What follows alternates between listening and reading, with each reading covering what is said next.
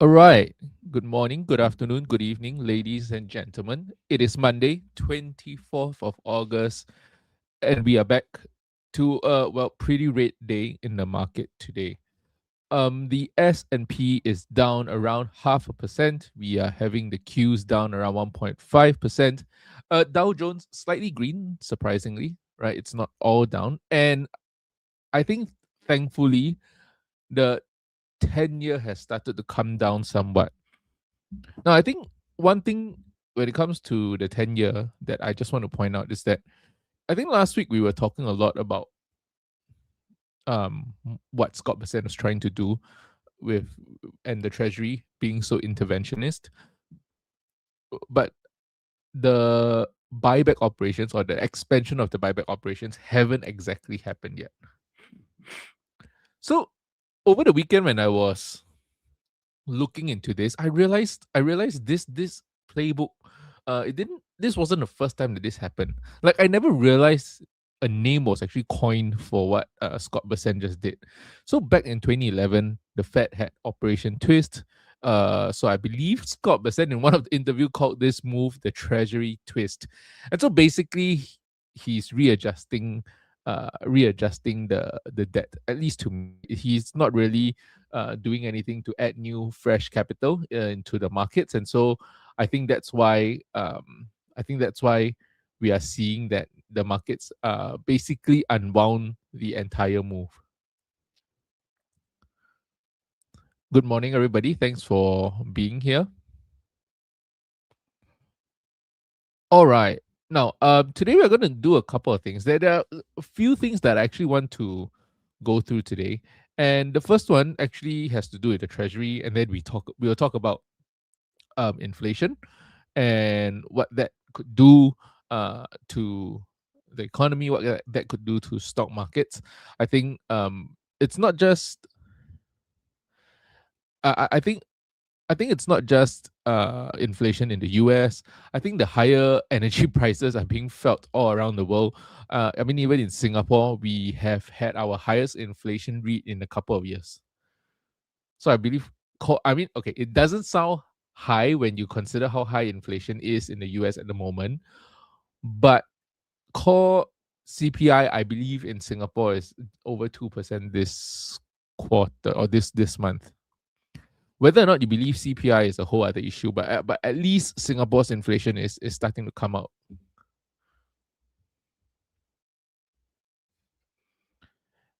And I half get excited to talk about it whenever I see the inflation in Singapore a little bit high, because then I can go and tell people, you know what, your social security in Singapore is not actually earning you any money. I mean, usually when inflation is like what 1.5%, your real returns are close to 1%, right? But at 2.4% inflation, something like that today, that's the returns are even worse. You're getting basically 10 basis points per year, which is a ridiculous kind of returns, and people somehow rather love it. So it is my pet peeve to see people, yeah.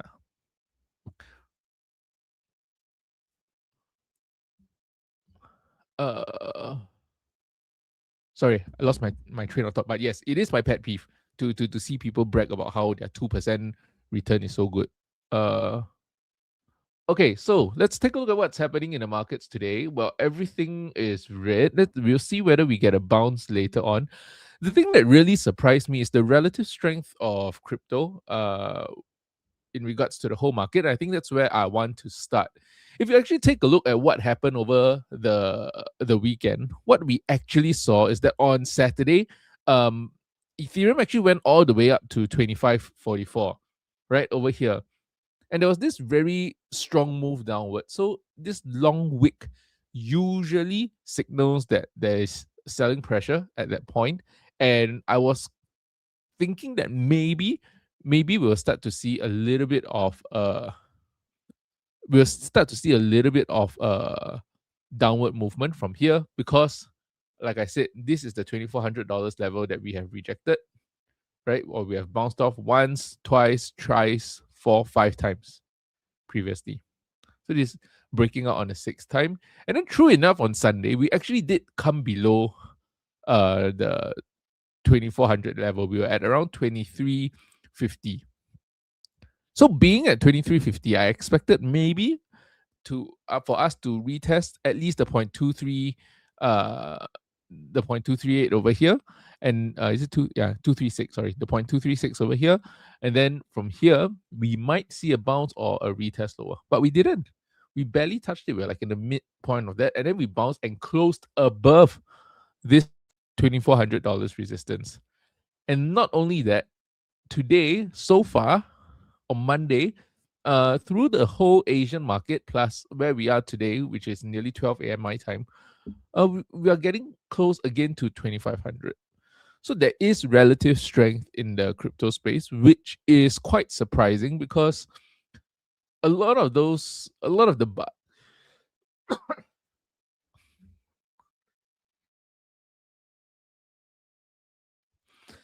the buying pressure that we were currently seeing is a lot of the shorts covering. So I'm actually surprised to see this do as well as it is doing right now.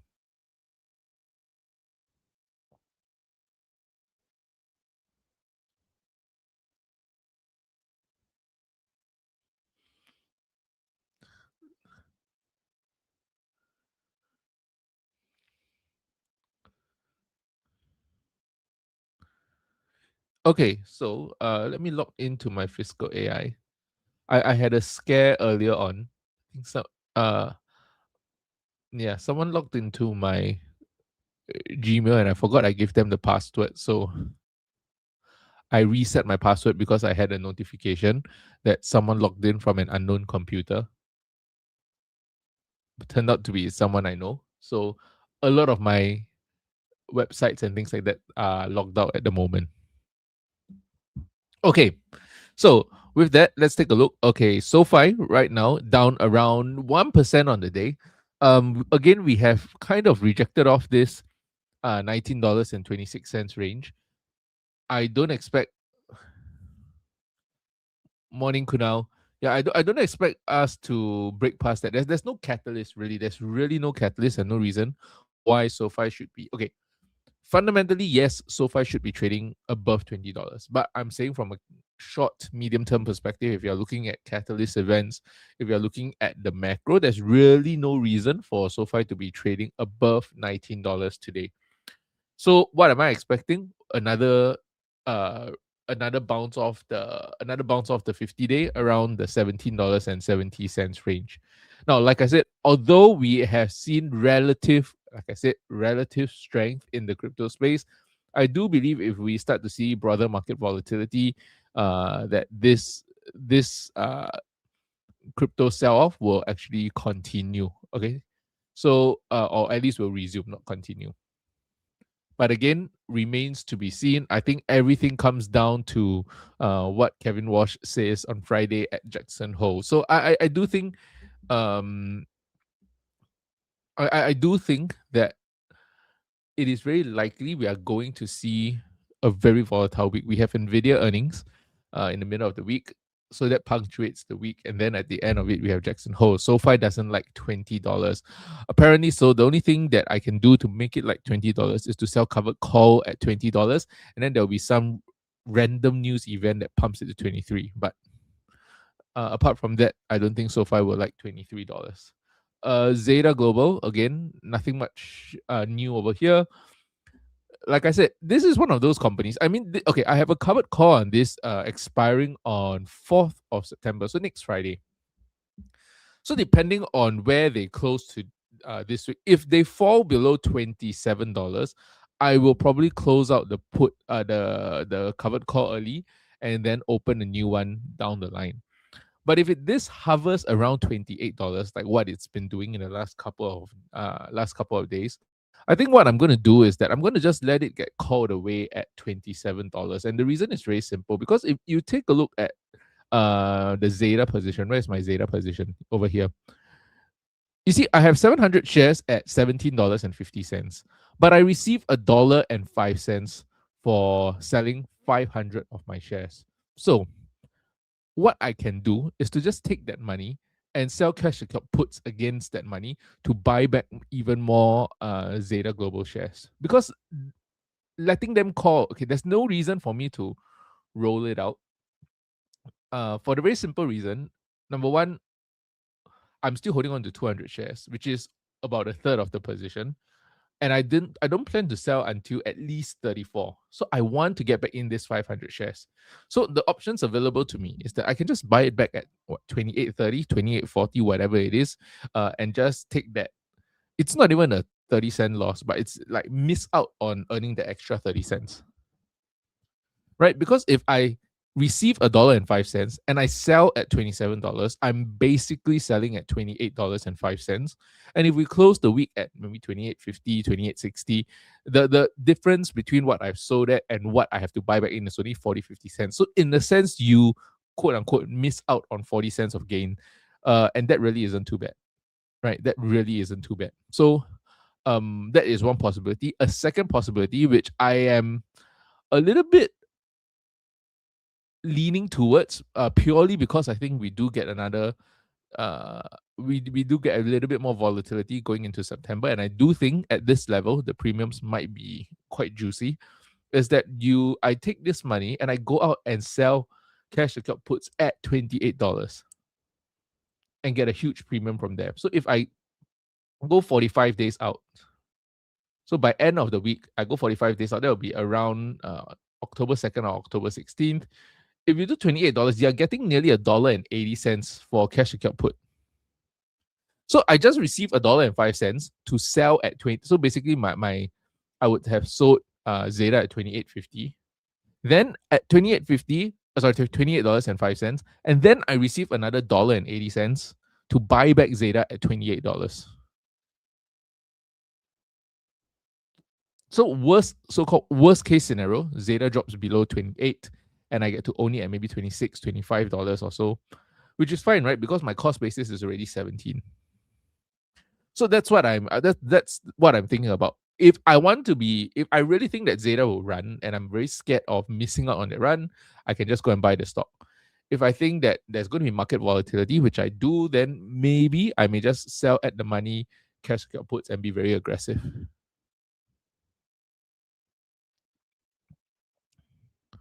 Wanted to ask you, do you think BMNR will be the next strategy trading at hundreds? That's a very hard question to answer because you have to look at the market cap of both companies. What's the market cap of MSTR? So the share price really doesn't mean anything. Really, it has to do with the market cap. MicroStrategy is trading at $122 because it has a $45 billion market cap and its shares outstanding. Where's the shares outstanding? Around 384 million shares outstanding. So the reason why it's over $100 is because you take the market cap divided by the number of shares outstanding.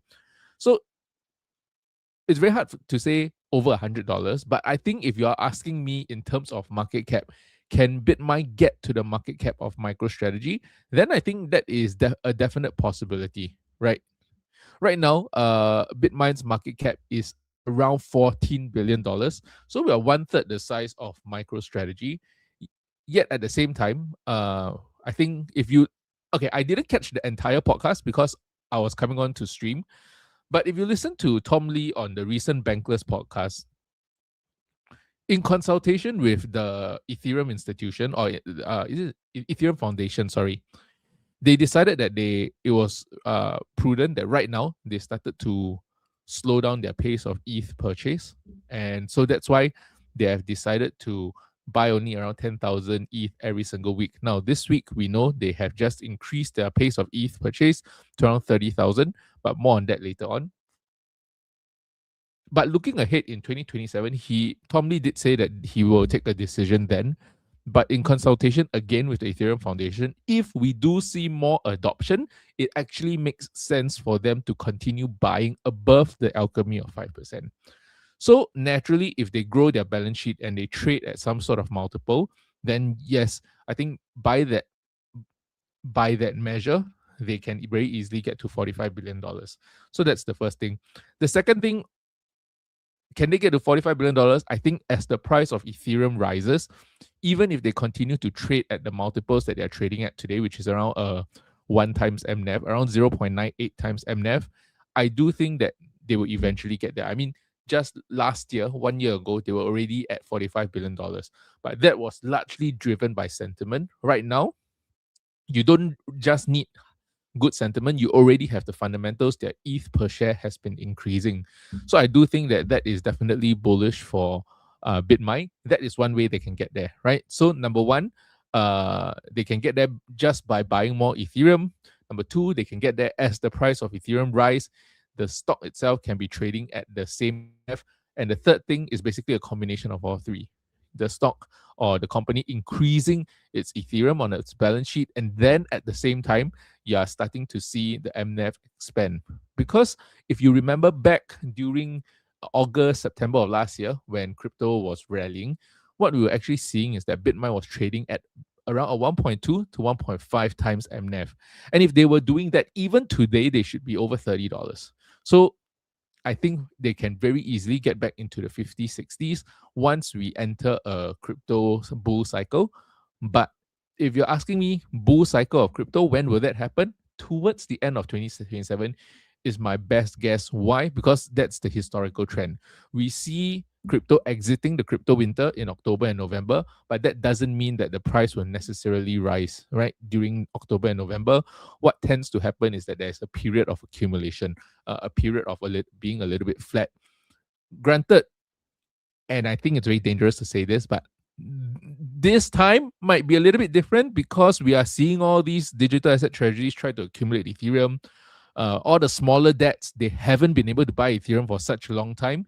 Maybe this run in Ethereum has gotten their MNAV back above one. They can continue to raise capital and they can start buying again, right? Because in the last 6 to 8 months, the only digital asset treasury that has been continuing to buy throughout the crypto winter is BitMine.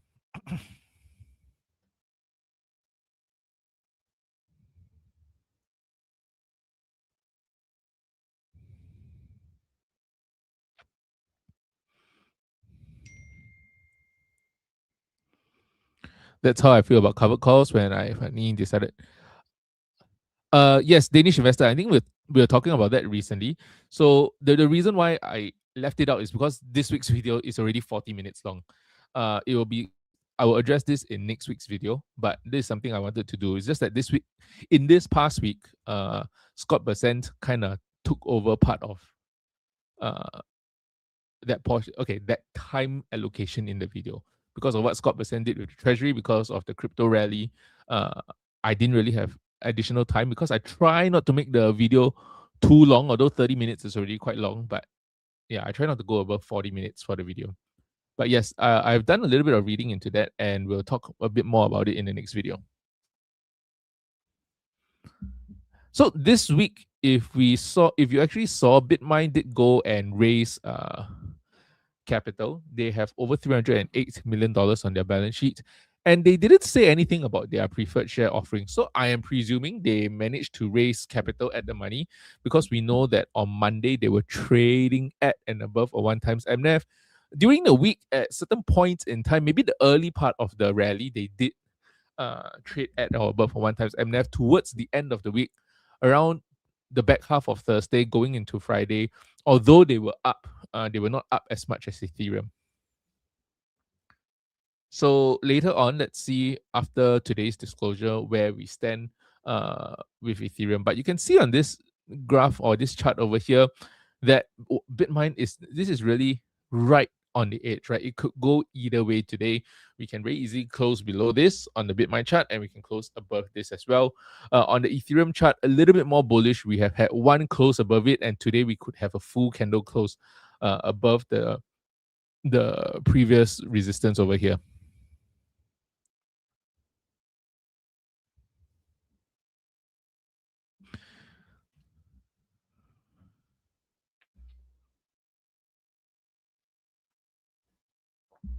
Yep, I saw they have a 1,000 increase in Ethereum and a 300 million cash plus a big, 30,000 ETH and $300 million cash, right? I think if you net everything off, I think they raised $260 million cash plus 30,000 Ethereum.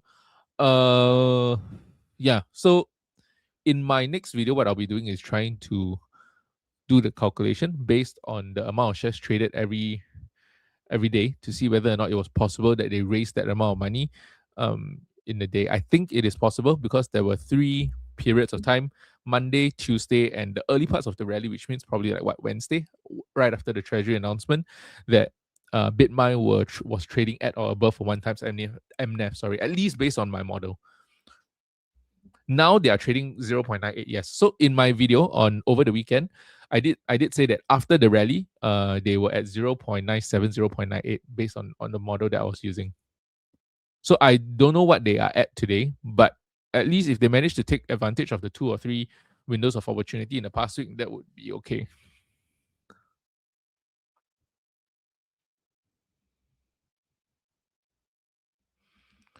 Yep. So that is Bitmine and Ethereum. And with Zeta as well. I think we've covered Zeta, right? So basically, my thought for Zeta, very straightforward. If it stays around $28, I'm just going to take the assignment and then sell very aggressive cash account puts. Now, in terms of Robinhood, we saw a huge run up last week, nearly a 10% run up in one day. Again, Robinhood has really been behaving according to uh, the Fibonacci lines over here. We have seen previously that they love to Robinhood loves to bounce off the 50% fib, either from the bottom or from the top. Either way, right? 1, 2 from the bottom, one. This one kind of broke through from the top, but then they have a second one over here. So 1, 2. I don't think you can count this as the third one. We kind of broke through and we more or less bounced off. Sorry, the 100-day moving average. But what we are seeing, that there is a golden cross. If we close above the 0.618, the 0.3382, sorry, then we could see a rally back to at least 120. And the reason that I'm okay with this and my covered call position with Robinhood is because my covered call expires. When does it expire? Oh, my cover call is at 1:30, expiring on 18th of September. I think I'm pretty safe. 1:30. 1:30 is here. Oh, am I pretty safe? I think I would say right now I still feel pretty safe. And honestly, 1:30 would be nearly a double for me because our cost basis is around $70. Net off all of the premiums that we have received, our cost basis is closer to mid 60s. CoreWeave is nearly at the price that we have bought. Last week we already said, they don't seem to be able to hold above the 50-day moving average. So because of that, I was expecting a retest of this resistance over here, this support over here, previous resistance, current support. So we have already bounced off this line a couple of times. You can see once, and then as support, second time as resistance, broke through and came all the way up. And again, this line we have been basing around here previously when we tested from the top. You can see we have tested here from the top one time, then basically broke down and then retest second, third, first, second, and then broke out on the third time. My goodness, can't count today. Yeah, so with CoreWeave, nothing much to say over here. I mean, it's a $83. My position here is a $83 cost basis. I would love to lower my cost basis and get a little bit more exposure to CoreWeave because I am not as worried compared to some people about their debt. I think the higher yields are worrying in general, but with their structure of debt, I think for CoreWeave, still not as scary as some other companies. I think I've explained quite a bit at length around why CoreWeave over someone else like Oracle. So yeah, I think what I'm going to do today is that I'm going to close both my positions. You can see the CoreWeave. I mean, 120. Basically, there's no point leaving 2 cents over here. It's not being efficient waiting for this entire week to pass just for 2 cents. But I'm going to close the cash account put over here and free up the collateral so that I can sell even more cash account puts. Because I think right now, for me, what is important is raising a little bit more cash. I'm hoping now the cash position over here is around 11,000. Why am I raising more cash? Because as I've mentioned last week, to me, the best hedge going into the midterms is not to have puts, but really to have cash on the sidelines. So that's the position I'm coming from. I want to free up my collateral. Number one, I want to raise capital. So how do I plan to do that? Well, CoreWeave, I'm not selling, but I want to buy more CoreWeave. So I'm going to take advantage of the kind of downward volatility and sell cash account puts. So if I go into CoreWeave and I'm going to sell covered call at the same time, if I go into CoreWeave, again, look out 39 days. I won't be doing it. I won't be opening the cash account put and covered call today. I just want to see what happens in the rest of the week first. Unless we get a very obvious move today, like a sudden bounce, then I may do it today. But otherwise, if you look at 2nd of October, if you do a cash account put for CoreWeave at $70, you are looking at a $2.80 premium, which is pretty decent, right? $2.80 premium on $70. Let's see. 282. It's around 4% over 45 days. That's not too bad. That's really not too bad. And then on top of that, I'll probably sell a covered call. If you go to the covered call, sorry, I am very, very conservative when it comes to the covered call. This is a 0.1 delta. Oh my goodness. Okay, 0.1 delta. And you are getting $1.20. So I might not sell the covered call today. I will wait for a green day to sell the covered call. But yeah, and but I'll just let it expire on the same day. So you're basically looking at getting 280 on the cash account put and about $1.20 on the covered call. So total you're receiving $4, right? Yeah, total you're receiving $4.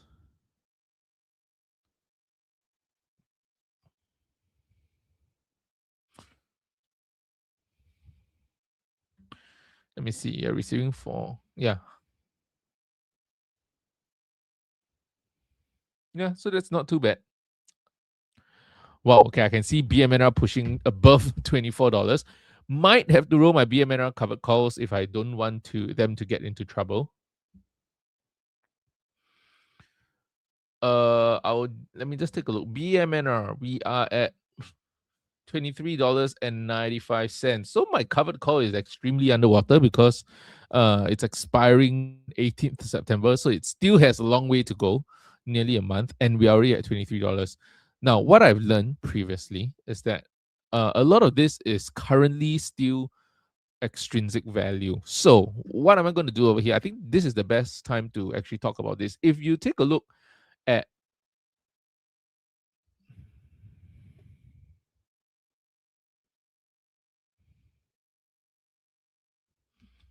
where is it? Okay, I'm going to share my screen over here.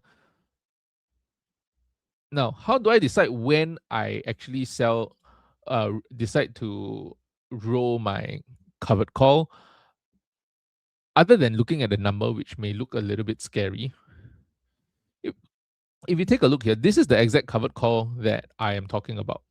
Okay, this is the BMNR position, $110,000 capital, $50,000 in cash account puts. So my cash account puts are basically safe, right? These are worth around what, 2 cents, 3 cents today? I can't remember. Let me go and take a look. So the $40,000 out of the $50,000 that I use as collateral for BitMine, that is pretty much safe, fully profitable. Yep, it's around 2 cents today. Okay, so basically out of 91 cents, I have 2 cents of extrinsic value, right? So the 100% of the contract is made up of extrinsic value. What is extrinsic value? I've said a couple of times on this channel. It's basically hope. People are buying hope. Hope that what they can possibly get, BitMine at around $17. So these people are these are people who bought puts on BitMine at $17. They either want to sell their BitMine at $17 or they wanted to short BitMine. They think BitMine would go below 17. They bought their puts. This 2 cents is really the hope that they have that BitMine will end at $17 by 28th August, which is this Friday. Very unlikely to be the case. Again, I might end up closing that. Now, the one I want to pay attention to is over here. I receive 50 cents over for 30 shares or 3,000 shares of BitMine. So that's around $1,500, right? Currently, these are $2.66. So if you take a look over here, this column is the intrinsic value. What is intrinsic value? Intrinsic value means that if the person decides to exercise the option today, what is the immediate amount of profit he would make? It's around 84 cents. Okay, I think because Excel doesn't update as fast, it's probably closer to 90 cents because we are at around 23.90, 23. Oh, okay, $24. This is probably around $1 right now. What does this mean? This tells me that there is still $1.66 of extrinsic value. What is the hope for? Why is there $1.66 of hope? Well, the hope is that BMNR will go up even higher than $23 and the person can make even more money. So this number over here, this percentage, is what I pay very close attention to. Right now, of the entire options contract position, 68.6% of it is actually extrinsic value, people paying for hope. As long as there is still hope to sell to people, I will keep holding on to the option. When this number here reaches 20%, that's when I will start considering to roll, which means that there is very little hope that the option can go much further. And so that's about it. That's the very layman's way to think about options, right? If there is a lot of hope, I will keep selling hope to people. If there is very little hope, I will just close the entire contract and move on. So right now, this person is sitting on about $1.10 of profit based on what I'm seeing, and they're sitting about about $1.70 of hope. So $1. So if I do the actual math, it's like closer to this and 110. So they're sitting on around 63% of hope and about $1.10 of profits. So because of that, I'm still leaving this position open. Like I said, my danger point is when this gets closer to 20%. Like me and my $50 strike lottery ticket. Yeah, exactly. So I am very pleasantly surprised with how strong the move BMNR is making. And if you want to know when is the top of the market, I will let you know when I roll. That is likely when the top of the market is. When I decide to roll this, then you'll see BitMine start to come down. If I never roll it, BitMine will never come down. I'll get assigned at $23. Also a possibility, right? Because if again, it'll be the same thing as Zeta. I can just take a because okay, granted this is still 1 month out, so I really don't have the urgency to do anything, but I'm just making the point. I promised to sell BitMine at 23. I received 50 cents. So essentially, I'm selling at $23.50. And if BitMine is at $24 today, I can just take my cash, add an extra $1,500 and go and buy all of that. Go and buy all of the BitMine back immediately on the same day. No problem. I just miss out on $1,500 in gains, in capital gains. That's all. And I don't even lose money, okay? I just miss out on $1,500 in gains. So that is the case right now. But of course, I am not worried because we still have 1 month.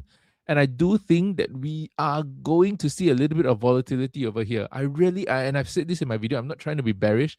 I'm just trying to be very prudent in how I deploy capital. I'm basically on this account, in my main account, I'm sitting on about 50,000 cash, maybe 45. If I, yeah, 40 to $50,000 cash. I'm not sure if I want to deploy everything. So to me, I'm not in a hurry over here. How much shares do I want to own? I want to go back to my original 5,000 shares, obviously. Right, I trimmed 2,000 over shares because I needed to pay for stuff. Told you that before. What my aim here is to get this back to 5,000 shares. when I do that, it really doesn't matter as long as I can buy back before. Uh, if I can buy back during a pullback at one of the major moving averages, that would be the most ideal actually. So I'm probably looking at buying back closer to around 2100 ETH, around there.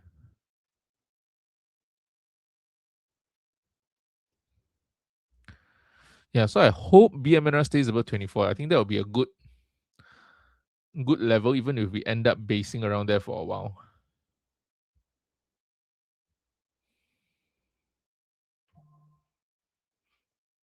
So that is BitMine.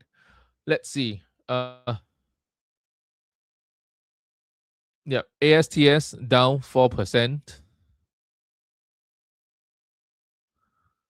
Yeah, ASTS down 4%. Nvidia down 2. Grab flat on the day. ServiceNow. So the two things that are green today is basically BitMine and ServiceNow.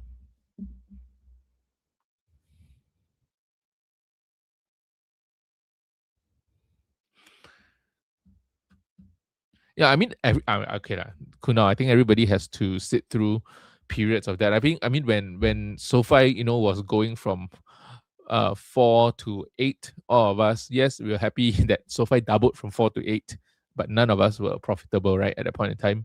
So everybody got to go through that, I guess, if you're holding for the long term.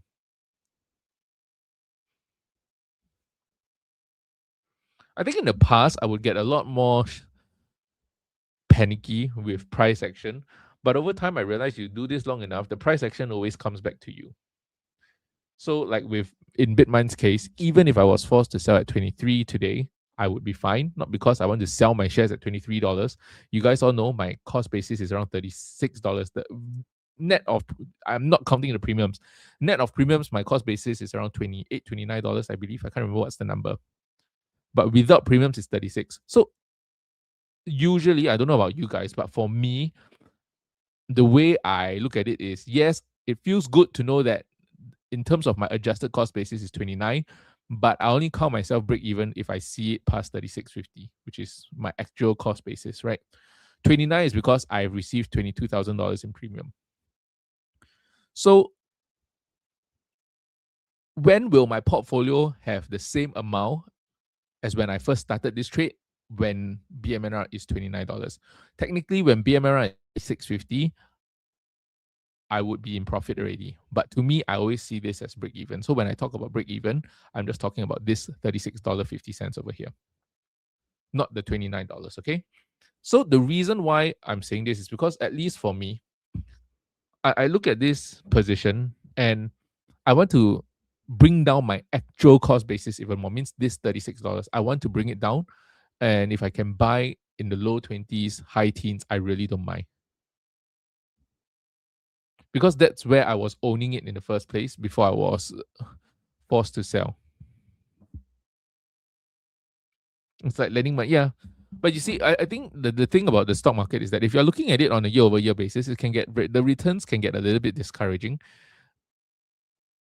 It's like when I was holding SoFi, 23, 24 felt like crap, right? Because the entire market was rallying and over 50% of my portfolio was in SoFi, which was range bound for the 2 years that we were having a bull market. And I felt like one of the stupidest person on earth. I say one off because thankfully during that time, YouTube had so many people to make me feel like, oh, you know what? I'm not the only person and I'm not crazy to think this company can do well.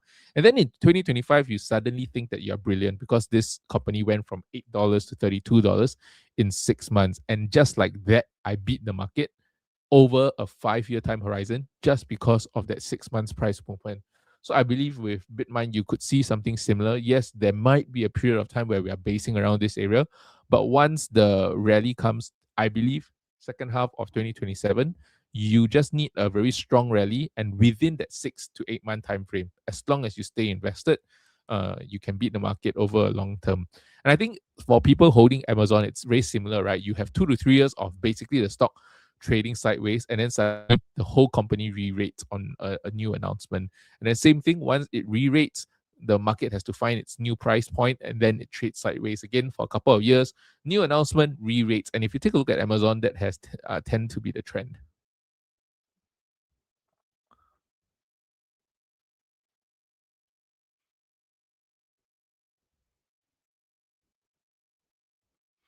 So, couple of things that I think it's interesting to go through today before we look at Bitmine by itself. First thing, just to let you guys know what we are looking at today. There's nothing much really scheduled today, but on Wednesday we do have PCE estimates. Right now we also have. I don't think the Fed is always going to be using PCE, right? I believe with what Kevin Walsh is trying to do, the Federal Reserve will rely on more than just PCE, which at least to me, I think that is a good thing. We don't want to only just be reliant on backwards looking data, but at the same time, if you change too much too soon, I think people can get, or the markets can get a little bit jittery.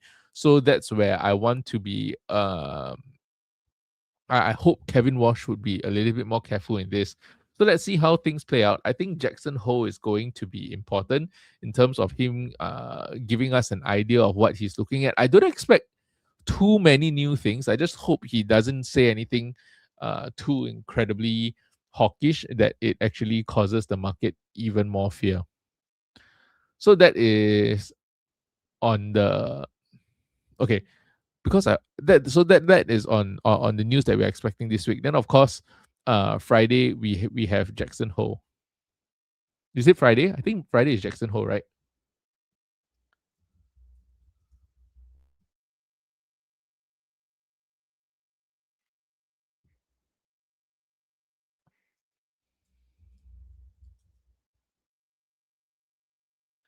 Okay, it takes place from 27. When it's 27, it's a Wednesday to Friday. Right. So with Kevin Walsh delivering his keynote on 29th of August. So we are looking at end of the week, lah, basically. Okay. So that is what we're expecting for this week. And then when it comes to the biggest news of the last couple of days, it is actually not the Anthropic IPO. I thought that would be one of the biggest news. But instead, we are seeing news around inflation pop up again. Why is news around inflation popping up? Well, we know we already have tensions in the Middle East. But at the same time, we also have, where is it? Oh, I lost it. Okay, I lost it. We have US Canada tensions rising once again because they failed to reach an agreement or a trade agreement. So Canada is basically uh, Canada is basically applying dollar for dollar tariffs against Canada. I don't know if I'm the only one that feels this way, but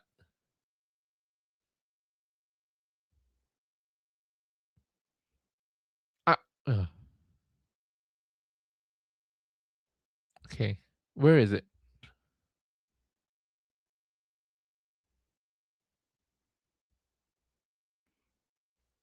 Yeah, okay, we are over here. Firstly, I thought Trump really liked the new Canadian Prime Minister, so I really don't know. But Canada readies for US trade war that may last beyond midterms. Uh, where is it? Canada sees little chance of resuming talks with Donald Trump before the US midterm elections. Following Friday's collapse of trade negotiations, Prime Minister Mark Carney said that they will impose counter tariffs of $20 billion of US products on September 8th, making Canada one of the few countries to fight fire with fire. But the tough stance come at a price, with an estimated 90,000 Canadian jobs at risk if the new US tariff persists. So, I really don't know what Donald Trump is trying to do here. Uh, I don't know how to say this, but I think the best way that I would put it is that I don't understand what his problem is with globalization. Every country has their own different strengths, and I feel like if you're looking, because right now people are saying, oh, you know what, the Democrats are like brainwashing people and saying that all of these people, they're anti-capitalism, they're pro-socialism, which I think it's a stupid idea, by the way. But I think that at the end of the day, either side of the aisle both have their issues, right? the Democrats may think that, oh, socialism will solve their problems with capitalism. And then on the other side, you have the Republicans thinking, or the kind of thought over here that Donald Trump's camp is having is that everybody is taking advantage of us. Is it really?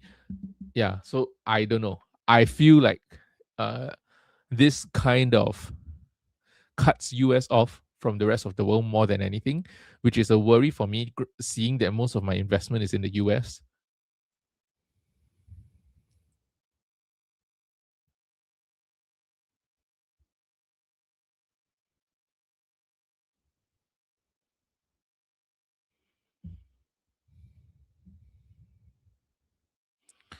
Crazy that BMNR went above the $24 sell. Well, yeah, we are now firmly into the $24 range. We're at 24.20. I do think, because I was saying I'm quite surprised that ETH showed quite a strong bounce at the $2,400 level, which was a very strong resistance previously. If we do turn that into support, then yes, I do think we see ETH goes higher at least until 2,800.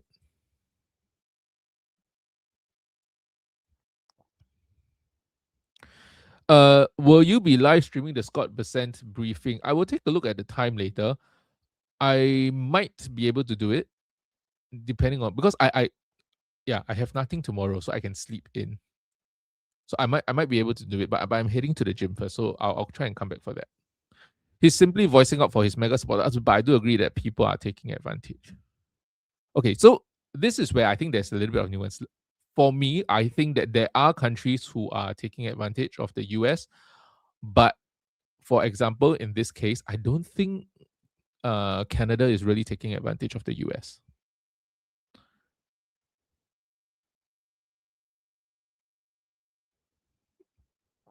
I feel like they have been partners for so long.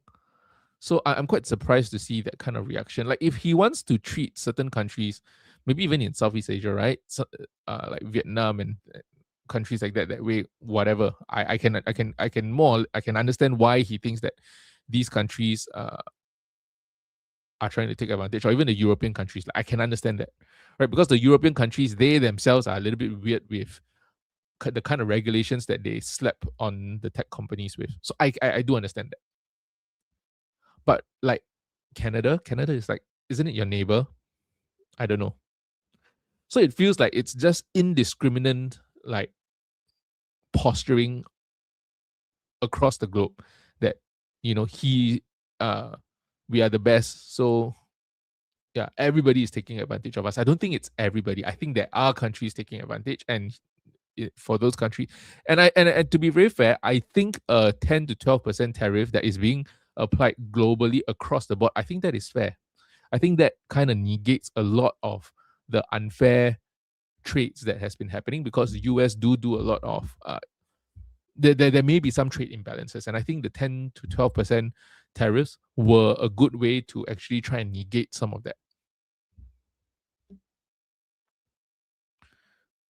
But yeah, I think you go to both sides of the camp, you see the same problem, but people pointing at two different sources of the problem. The Democrats think that it's capitalism. The Republicans think that it's other people taking advantage of them. Is both of it true? I think to a certain extent. Capitalism is not a perfect system. It's going to have its problems, right? Are people taking advantage of the US? Yes. Is it everybody? No. So there is nuance to this, which I find a little bit strange as an outsider looking in. I would think I'm trying to understand what is Donald Trump and this administration trying to achieve. Like if we give them everything they want, what are they trying to achieve at the end of the day? Because that's how I plan my investments. That's how I look 2 to 3 years into the future. And right now, the way that I look into the future, I feel like US is trying to isolate themselves, and you need to grow in order to make the high bond use work. So I do feel like, okay, there is a little bit of maybe confusion for me looking in at what the long term strategy is.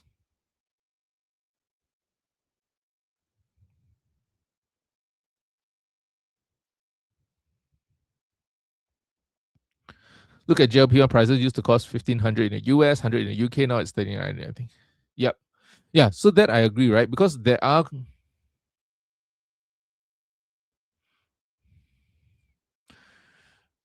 there are definitely trade imbalances. And like I said, I wouldn't call myself enough of an expert to know every single trade deal that they are involved in, and I don't pretend to know so. But I'm just thinking that in general, some of the countries that he has chosen to go against, I thought were allies. Like like when he went against what's the UK president's name, prime minister's name, Keir Starmer. Like I understood that because that was like that. Yeah,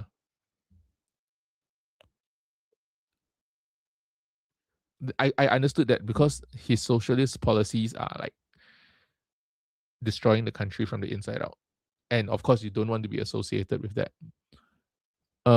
Previous Canada Prime Minister, I also can understand, but I thought he liked Mark Carney. Like he came over to the White House, everything was good. So I really don't understand. But yes, politics are strange. I'm just saying that as investors, yeah, I think at least for me, it's very. I think for me, the good thing is that I okay, at least for me, I think the good thing is that I'm from Singapore. So I feel like I have a little bit more liberty to comment freely without people thinking I'm on either side of the camp. Because I know like Steve, Amit, they are always very cautious of uh, which side of the lines that they fall on, and they don't want to offend either people. But because I'm from Singapore, there's no way people can say I'm like, you know, partition to a certain party. So it's easy for me to talk about it because I'm telling you that very objectively as someone looking in from the outside who believes in the US economy, who believes in US exceptionalism, that I want to know the direction that the US is taking. And if I were to play this out 5 years, I don't see how his plan works. Basically, that's what I'm saying. BMNR is at 24.36, ladies and gentlemen. BMNR is at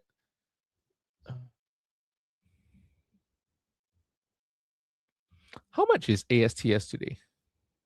ASTS is 25.4.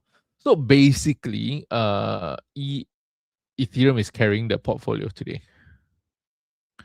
Right? In short, I think Ethereum is carrying the portfolio today. Single-handedly.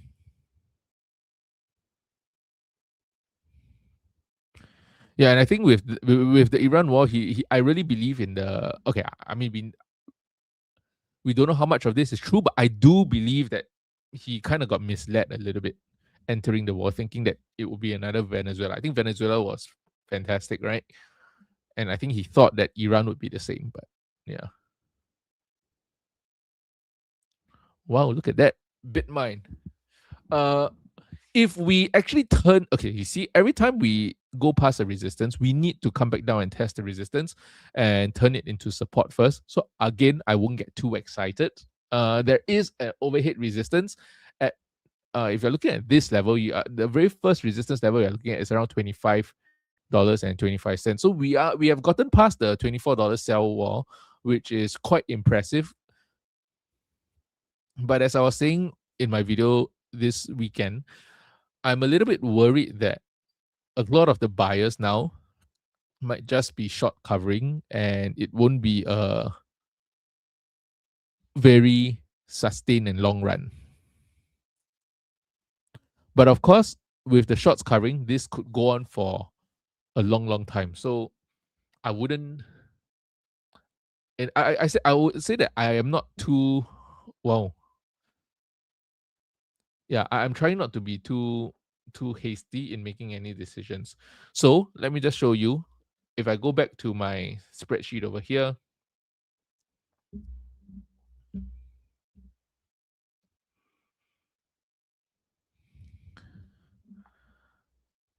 if I go back to my spreadsheet over here, currently this is $2.92. So if I buy this back, I will need to pay nearly $8,000. With $1.34, okay, we are now at 54%. You can see the extrinsic value is dropping the higher that we climb. So I will be looking at this and paying very close attention. Once this gets, usually if you want to be very safe, you can actually roll when you are at break even, which means at around 23.50, you will roll. But the only reason why I'm holding on to this is because I still have over 30 days? I'm close to 30 days. So we still have over 3 weeks away before this is due. And then on top of that, we are also, oh my goodness, I just realized I didn't charge my camera, it's dying. And then on top of that, what do I want to say? 30 days. Oh, right. And then on top of that, you also got to understand that 54% extrinsic value is still quite a lot. Like I said, usually the threshold where I start to get a little bit worried is around 20%. So again, let's wait and see. But I just want to take a look at the options chain to see what is available right now. So if I go in, let's take a look at the options chain for BMNR. If you are looking at BMNR over here, how far out can I go? Okay, let's say I go 53 days. It's close to 40, 45, right? 290. So the furthest I can roll in for a net profit would be around $25 on 16th of October.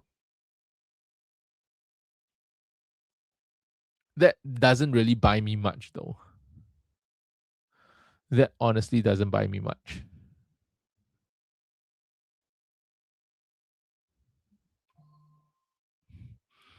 November 20th, we are at, I guess you can get to $28 in November. That's another that does okay. I mean, I think like I said, not in a hurry to roll. I just want to know my options. Right now, okay, if I roll to January, I can basically roll to $33, $34 in January. So that means the reason why I will not do January, just a quick explanation to you guys, is that for me, to roll to January doesn't make sense.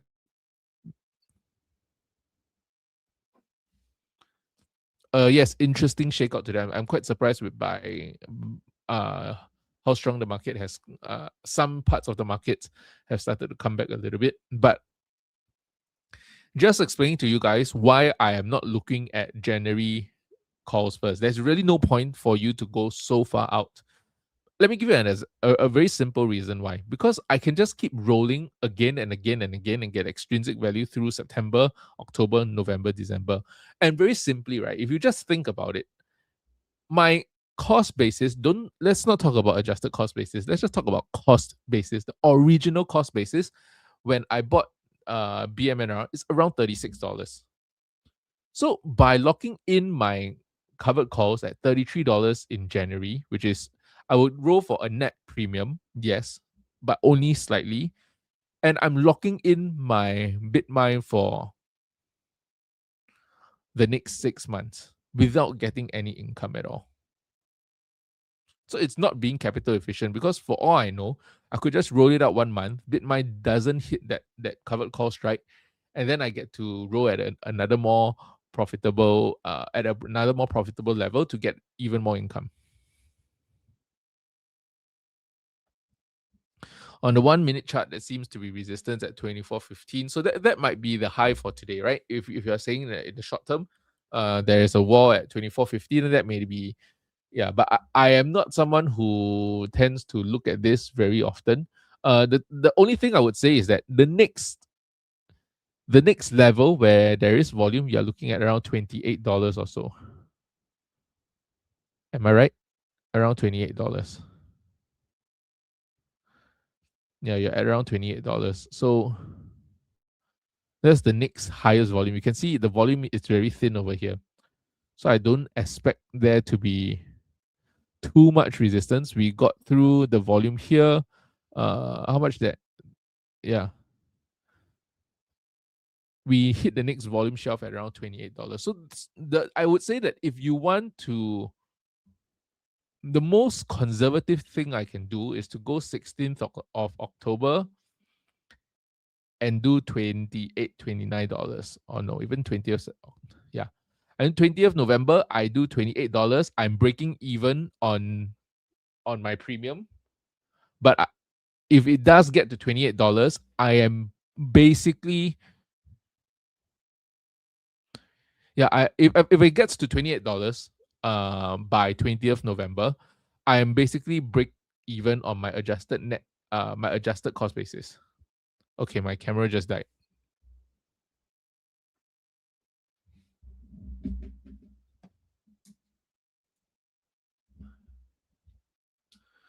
Hold on, guys. I'm coming back.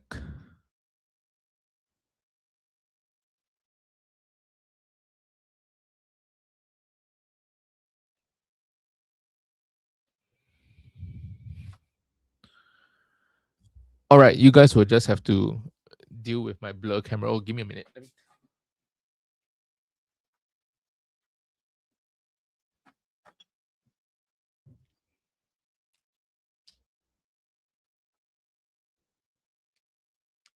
I never realized how dirty this has been. Give me a minute.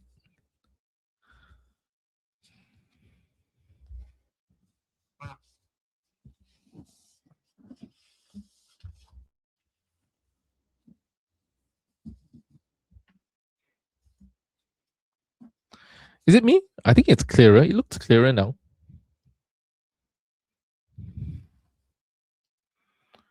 Yeah, 28, 30. Okay, around there. If you're looking at dailies, maybe it's around 30. Oh, what was I looking at? So I think that is, yeah. Yeah. So I think just now there was some dirt on the camera, but that aside. Uh Again, like I said, I'm personally not too, I'm not in too big a rush. I want to see how this plays out. Because to me, right now, what we have seen is just the initial breakout. And I think I want to see confirmation first. We kind of, the only thing I would say is that we do have confirmation on ETH. We do not have confirmation on BitMine from the charts perspective, right? If you look over here, BitMine chart, yes, short term turning up, medium term turning up, and you're starting to see the 200-day moving average start to even out a little bit. And very, very rarely do we see a stock just moon all the way up and the moving averages doesn't take a long time to catch up. Usually that happens only once the moving average starts to inflect upwards. So I do think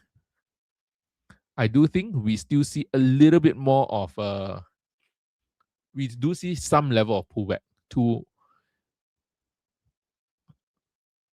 I think the best case scenario would be for us to close above this line, come back down, retest 2350.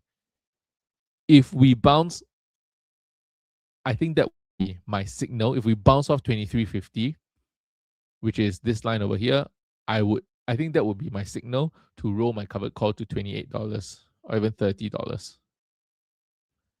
Because I think that's where on a technical basis it makes the most sense.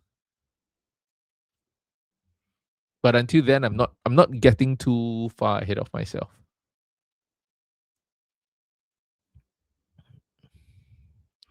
Okay, next piece of news. I realized I do not know why. My hair looks crazy in this camera. But anyway. Next piece of news, which I'm not too sure if you guys saw, but this was from the Financial Times. Anthropic's best AI model struggles to attract cheap users as cheaper tools thrive. So this was just released yesterday. Anthropic's US customers are using cheaper alternatives to its most powerful AI tool, and I'm also finding myself starting to use that. So instead of, okay, so basically the story, at least from my end, is that I'm using Claude Max at around $150. And for a moment, I actually okay. At that point in time, I was so annoyed. I kind of like paid money to solve the problem. I subscribed for Claude Max 20 times usage for 1 month. But halfway through the month, I realized that that's actually not the most efficient way to use my capital. What I ended up doing is reverting back to my Cloud Max, just the 5x usage. And what I've done is that I've subscribed for ChatGPT, just the very basic tier, it's like $20 over dollars. And then I use that to prompt Claude, and it just goes in a cycle. So ChatGPT, in a sense, is helping me to check Claude or to help me form up my prompt in the correct way so that I can give it to Claude. And then it just goes round and round. So on Fable 5, Anthropic's largest and priciest model has plateaued. And I think this is not what you want to hear, right? Because I believe they just filed for an IPO in January. So again, this ties into all the nonsense that has been happening. We are having higher bond yields, which means it is getting more expensive to borrow money.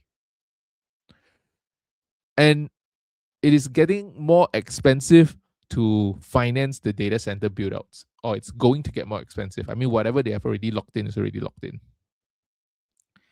And then you are having Anthropic and OpenAI not be able to. I mean, we've just heard from OpenAI in Q2 that their growth has slowed down. Investors were not happy. Of course, in July, the CFO, Sarah Friars, did tell us that growth in July much better than the entirety of Q2. But again, mixed messaging coming out from OpenAI. Then now we thought Anthropic is going to be the saving grace, but we are now seeing that Anthropic is stalling as well. So if both of these large language models stall, then I do think that we see a little bit of a pullback from the AI trade. I think in general, a lot of the hyperscalers are already prepared to overbuild. It's not a concern to them. I think the markets are not ready for the hyperscalers to tell them that they have overbuilt. But when will the announcement come? That I think that's the thing that a lot of people cannot decide, and that's where there's a lot of debate around it.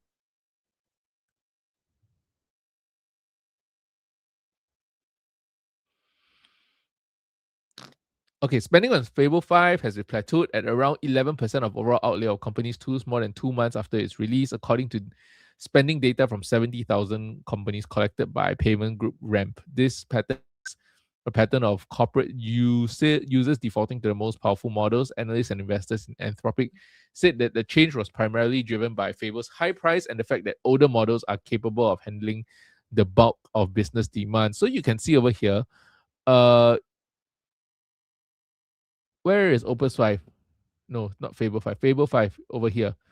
You can see that they actually allowed adoption over here, closed it, and then re-allowed adoption. And basically, for the last couple of days, this has basically stayed stagnant. That's the dark blue line over here.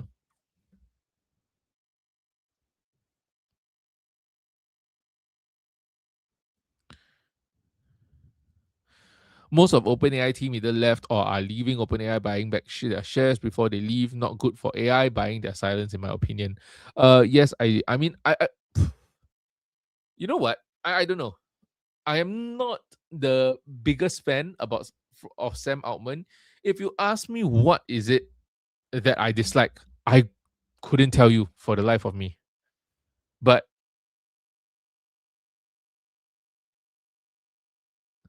like, it's not about I don't know. Like Alex Cup was direct. He's very straightforward. He can be very crude at times, but I loved it. It's just his charisma. Whereas Sam Altman comes across as a little bit, I don't know. I can't find a word.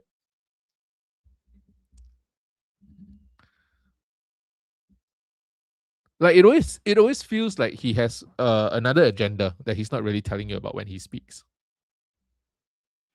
Fishy snake. I mean, yeah. Yeah, so I've always felt a little bit uncomfortable. I mean, every time I listen to his interviews and things like that, I can't really what exactly is the problem I have with him. So I would say that maybe it's just the vibe that I get. Failed the vibe check, but yeah, I I don't feel that way with. I mean, there are some CEOs who are quite abrasive, right? Elon Musk, Alex Karp. I love them. I don't have any problem. Love Elon, love Alex. But yeah, Sam Altman, can't get behind. Dario, goody two shoes. Never really liked the goody two shoes. So unfortunately, the CEOs of two of the leading LLMs don't really. Yeah. But of course, from a product and technological perspective, mad respect for what they have done. And I think the guys from the All In podcast did put it very well. We might not have the best impression of them because we have only had so little exposure to them compared to Carp, compared to Elon.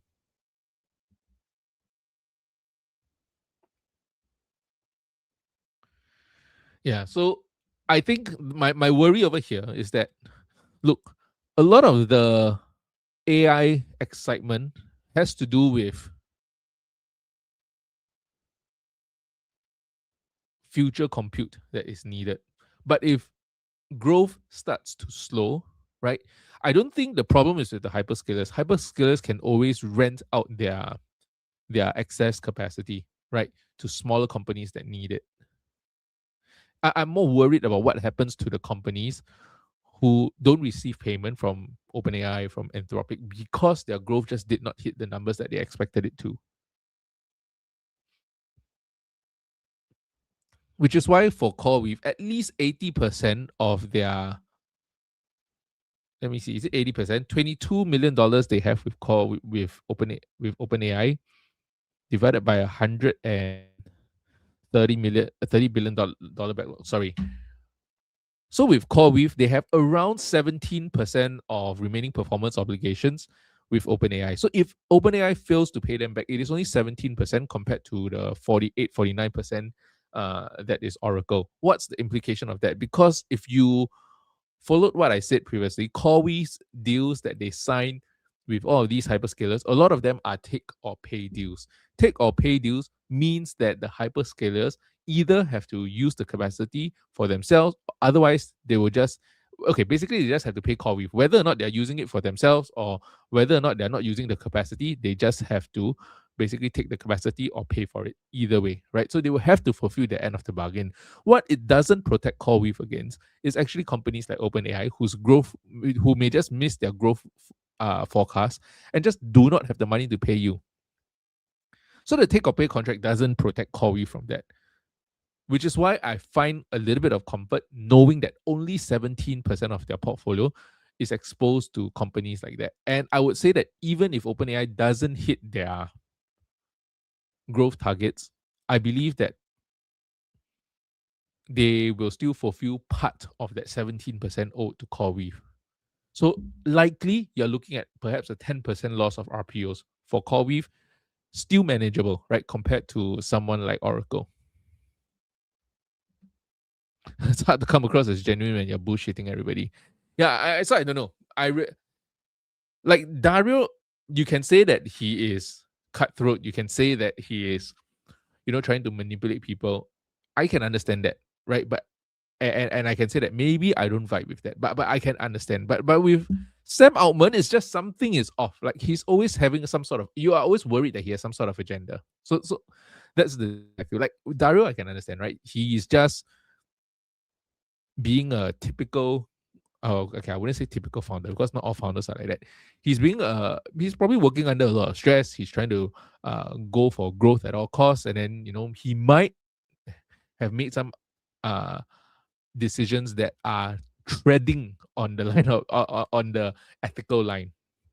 So, which then becomes a okay subjective, right? Some people may think, if you have followed the All In podcast, that whole premise of Anthropic can train off other people's work, but then when other people want to train off Anthropic's work, not allowed. See, it's things like that.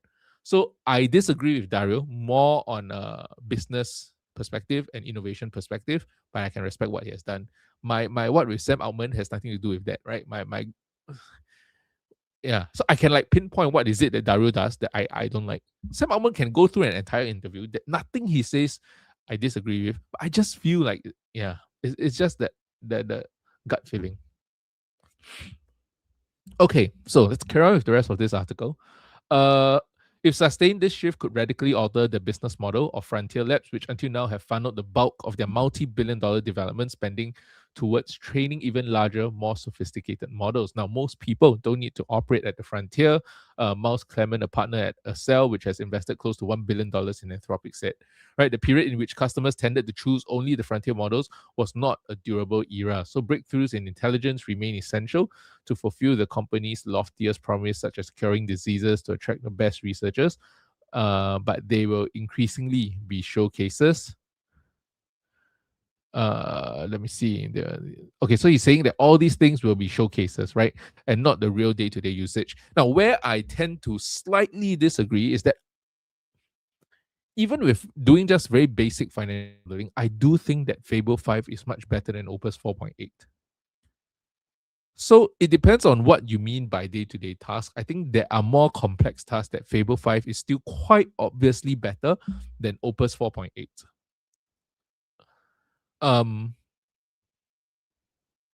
and I think for me, what this tells me is that it's because the majority of the workforce still hasn't fully integrated AI into the workflow. If you're talking about integrating AI into the workflow, then it depends on which part of that supply chain or the pipeline are you from, right? If you are data entry kind of level of employee, then yes, you just need to know how to prompt God to pick out the exact data that you want to transfer from point A to point B, and that's all. That's all you need to know how to do. But if your job entails a little bit of analysis in terms, and you need to interpret data, then you probably will need Fable 5, because the reasoning in Fable 5, you can tell is actually much better than Opus 4.8. So Opus 4.8 is more of doing menial tasks, right? You want to do something tedious, you want to do something repetitive, something uh, that is high energy, not in the sense of requiring a lot of compute, but like very tiring, something that's very troublesome, something that's very menial. You can use Opus 4.8, it will get it done. Can you copy this entire list of clients' numbers, paste it into this file, and then write out a draft message and send it to each of them during their birthdays? Opus 4.8 can do that. But if you want to do an analysis of a 10-year financials of the company based on your own model and uh, your own previous reports, which is exactly what I've done, I feel like Fable 5 is able to interpret your old report, find similar patterns in the new financial models of the company much better than Opus 4.8. So I think this is true because for a lot of the large parts of the companies, maybe, right, we are talking about 30-40% of the companies, they do things that can be replicated by the open source models and the cheapest models. But to really get that incremental advantage of AI, I still think you need the frontier models.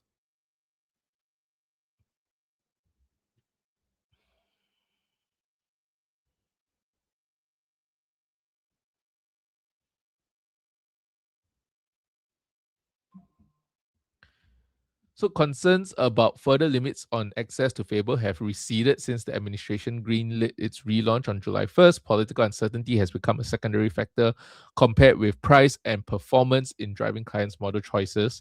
The lower demand for Fable, which has seen a slower take up than the previous cutting-edge releases, adds to the uncertainty for Anthropic ahead of its IPO, which investors anticipate will value the group at $2 trillion or more. Now, for Anthropic to be valued at $2 trillion is much more palatable than for SpaceX to be valued at $2 trillion if they are really putting up between 75 and $100 billion of ARR. They will then be trading at what, 20 times sales? Still expensive, but I think you're still talking about relatively decent levels. Let me see. Was Palantir at 20 times sales at the... Of course, the only problem is that they are already a $2 trillion company, right? Let's see, Palantir. Was Palantir ever at a 20 times price to sales? Oh, Palantir still are. They're at a 60 times price to sales. Okay. Okay. So technically, if they do manage to put up $100 billion of annual recurring revenue, they would be trading at Palantir's valuation between 2023 and 2024, which is not too bad, right? Expensive, yes, but can you justify it? Maybe, probably, possibly. The only thing I would have to say is that you're talking about $2 trillion versus at that point in time, Palantir was a couple $100 billion, or I mean, tens of billions of dollars. So I think that is not something that the markets are immediately willing to give to Anthropic, because at that point in time, and why the price to sales continue to accelerate is because Palantir can continue to show growth. But if Anthropic's growth start to slow down, then I think the markets will be a little bit more hesitant in terms of pricing them so richly. But at least this is not as bad as what we are seeing with SpaceX. SpaceX came out $18 billion, valued at nearly $2 trillion, and they're still burning $84 billion of cash every single quarter. At least Anthropic is free cash flow positive. The only thing I realized is that I think they report an adjusted number, and then their adjusted number, they adjust their training costs, which I find baffling. Because you are a frontier model, how can you adjust away your training costs? Without your training costs, you will not be a frontier model. But again, back to this, all of this comes down to wider adoption of AI, which I believe we are not even at that stage yet. I think to us who are looking at the markets every day, it seems like everybody is using AI, but I'm telling you, less than half of the people that you meet streets are actively using AI.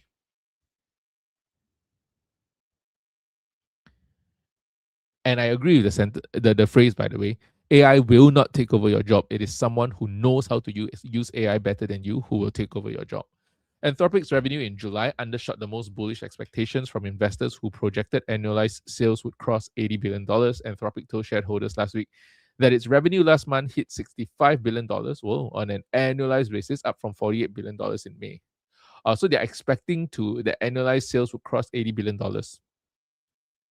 Okay, so they're looking at maybe $100 billion by 2027, right? If $80 billion today.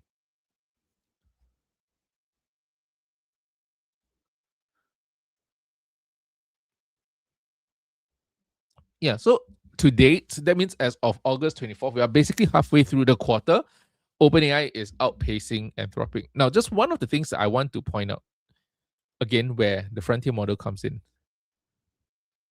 Today, I was just talking to one of the traders in my team, and we were talking about how things used to be in the past. So, like, we do options, right? I think a lot of you do options. The place where I work, we can actually do structured notes for our clients. So notes are basically options, but you're doing it through a financial institution instead of doing it yourself. So for a lot of people who might not understand how to do options, they do not want to have the stress of managing it themselves, they can go through the financial institutions. But how it works is still rather rudimentary, but they have tried to implement AI into the system. So in the past, so basically, let's say I tell my client that, you know what, Apple today is trading at $300, and then Tesla is trading at $350. I can bunch them together, and then we can sell a cash on this position. If the share price drops by 20%, you buy the shares. If it does not drop by 20%, you receive around 10% dividend per year on it. So you annualize it out over 12 months, right? So that's something you can do. In the past, in order to know what is the premium that my client would receive, we would have to email in to the trade desk, not the trade desk like the company, like the trading desk of different financial institutions, to get quotes from their trade representatives. So you get the different banks giving you their quotes. And usually I was told that in the past, when they first launched this in the early 2000s, it would take 6 to 8 hours for a trade desk to actually get back to you with the premium that your client would receive. And right now, we have gotten back like 6 quotes in 5 minutes from 6 different financial institutions, because I've learned that they actually integrated AI into the system. So when you submit the request for that ticker, for that strike, and for the expiry, they basically come in and give you the quote within the next couple of minutes. So yeah, which is interesting, because now that I'm talking about this, I know this has nothing to do with what we're just talking about. I just want to see, because I realized today that I could sell 9 months out. So 9 months is what? 200 days. Apple put down 20%. So what is down 20%? 0.8 times 310. You're looking at Apple 250. Apple 250, you are getting $6.08.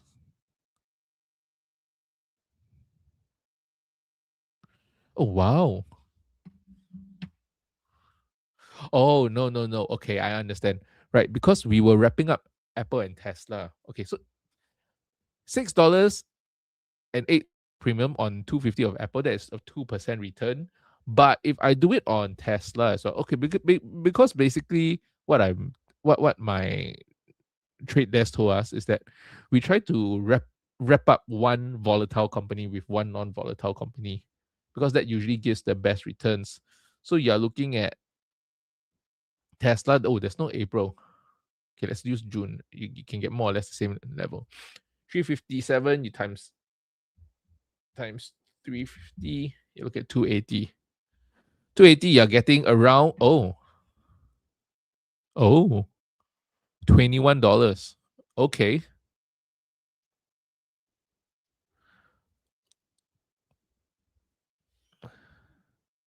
Right, so that's about 7%. Oh, that's not too bad. Okay, the structured notes are not too bad. Also, the fact that they can give us 9 to 10% quotes, they're actually giving us quite a fair quote for Apple and Tesla. I think theirs was okay. Granted, this Tesla is a little bit longer because I expired my Apple in April. Okay, that's interesting. But yeah, so basically, my point is that AI does all this menial labor for you, right? Because in the past, you had to speak to an actual trader sitting at the trade desk. But now, when I send in my request for a quote for the premiums, for the structured notes, we can actually get a reply within 5 minutes because it is being powered by an AI. So this is what I mean that if you want to set an AI up to do things like this, reply people like me who ask for quotes based on a ticker, and you just all you have to do is search through the database, check the premiums, check the strike, check the expiry, reply back with a quote for the premiums that the clients will be getting. That for that kind of use cases, you do not need Fable 5. But if you're conducting an analysis on the company, a fundamental analysis on the company, then that's where AI will actually come in. Now I think we are seeing the markets start to try and recover. SoFi is not green yet, but we are not down over 1.5%. We are now down just 0.77%.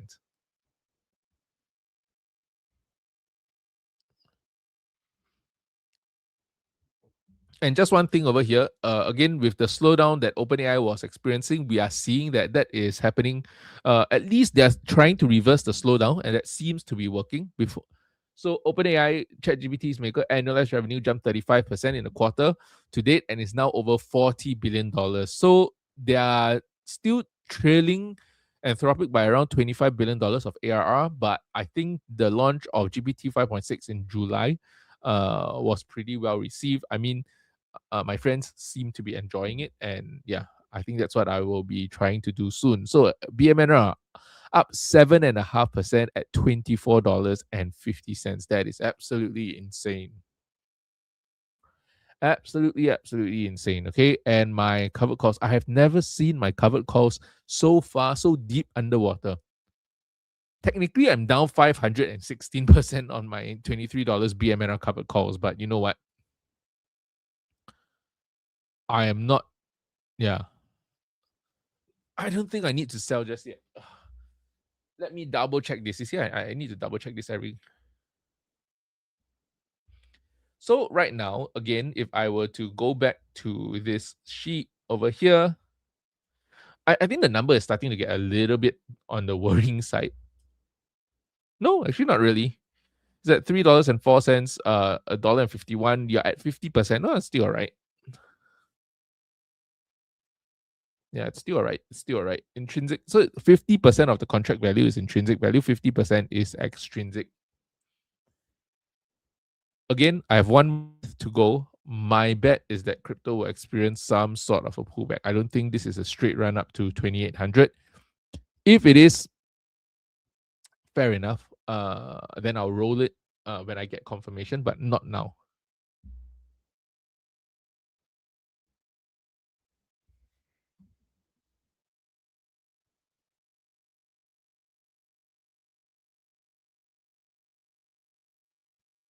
Okay, then on top of that, what else we are seeing is where is it?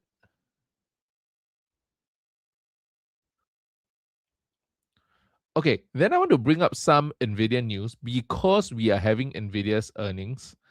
Uh, oh, what's this? Oh, this is the Trump. Oh, yeah. Okay, this was what I was talking about earlier, right? So after Canada puts up dollar for dollar tariffs, Trump threatens to double the tariffs, and then they are saying that what 90,000 Canadian jobs are in danger, something like that. I want to look at the where is it? I saw this news that Nvidia was raising prices by 15% due to memory costs. Nvidia raising prices 15%.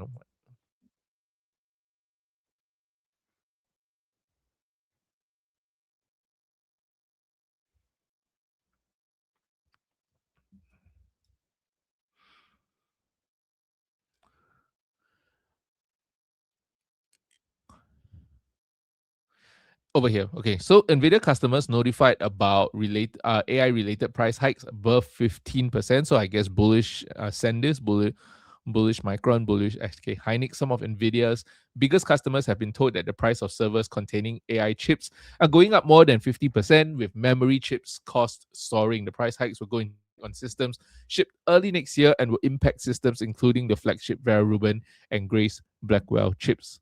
Now, again, this is going into, oh my goodness, we are nearly 8% up. Very tempted to just roll my BMNR because I really want to hold on to the 3,000 shares, but I'm not really sure. Like, I feel like I should just, yeah. You know what? Sticking to my guns, only rolling when it's around 20% or so. If it gets called away early, it gets called away early. I mean, nobody's calling away my shares at $23 when it's $24 now.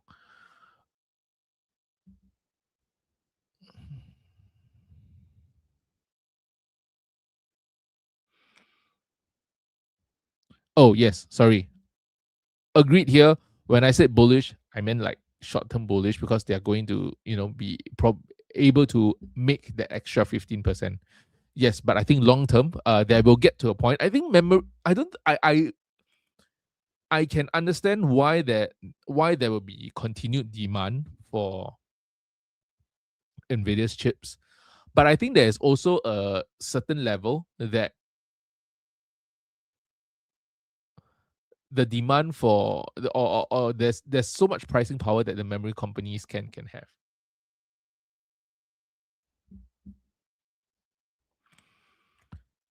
Yeah, I'll just sell puts if it gets called away.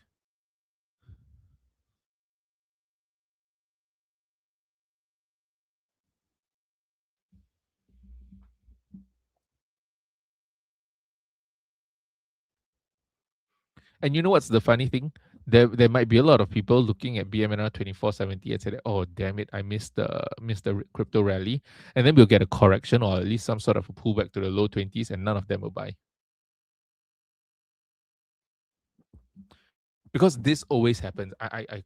I'm not kidding. Like, I see this happen all the time with people around me. Everyone, when they look at the price go up, they'll say it's too high. I'll buy when it comes back down. But nobody ever buys when it comes back down because they never know when it's the bottom, and they never know whether or not this drop is actually different from the last drop. So it's really, yeah, which is why I appreciate options, right? It takes a lot of the emotion out of this. I look at my value. If this number on my spreadsheet is not 20%, I do not do anything. If it's 20%, then I roll. It's as simple as that.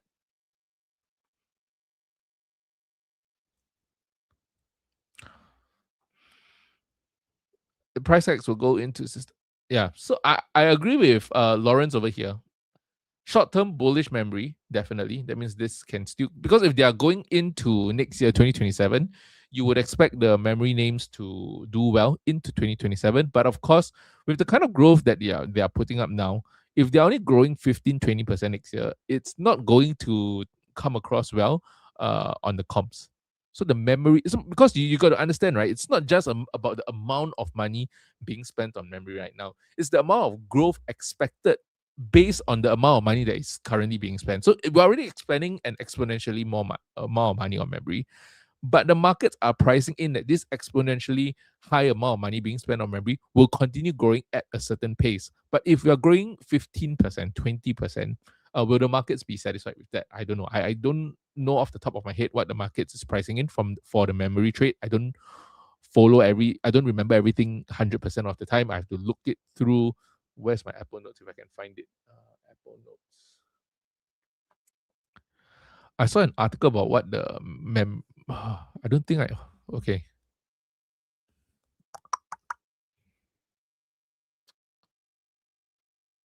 Yeah, I thought I had it somewhere.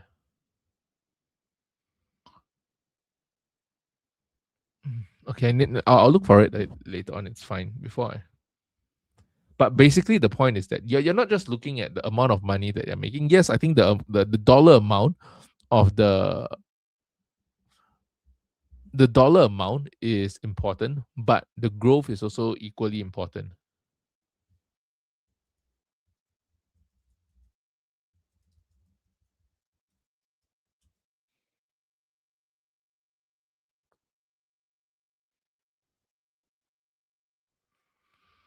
Wow, Microsoft and send this down on possible China deal. Is that so?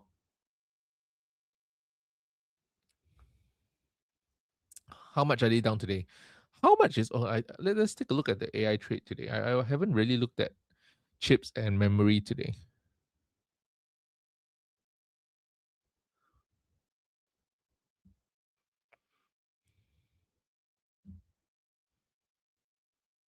Look at our dear Bitmine. Sorry, this is such a uh, this is such an interesting chart. Micron. Where's my oh I Micron down, yep, 7%. SK Hynix down 5. SanDisk down 8. Yeah. Still a $1 trillion market. SK Hynix over $1 trillion. SanDisk $200 billion. Means all right. Everything is bouncing off the 100-day moving average. So I think like basically from a medium term perspective, we are still in an uptrend. Shorter term, we have broken past the 50-day. SanDisk similarly broken down past the 50-day.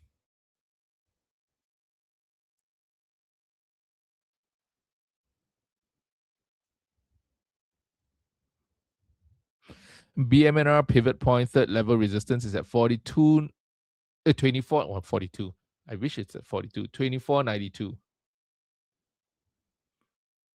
Okay. So yeah, 24.9. Okay. Just slightly just above, slightly just below this fib over here.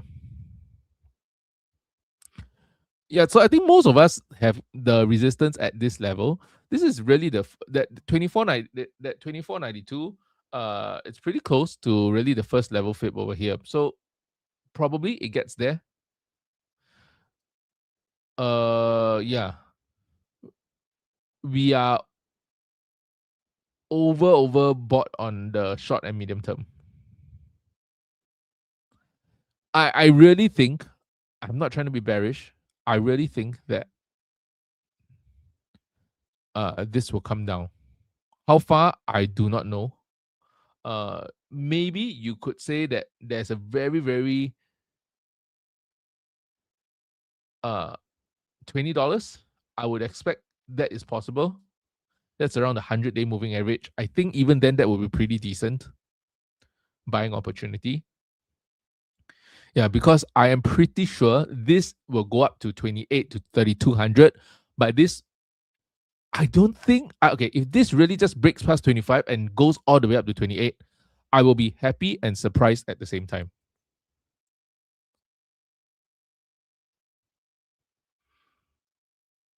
And if it does, I will just roll my covered call out as long as I need to in order to keep the shares.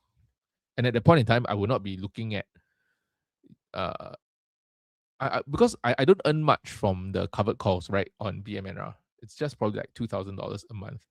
So I would rather give up that $2,000 a month to capture the capital gains on the upside. Okay, Zeta doing very well, 2860, making me feel a lot better about my covered call. Do you think it will go to? Oh, you see, because the 0.618 is over here, 2750.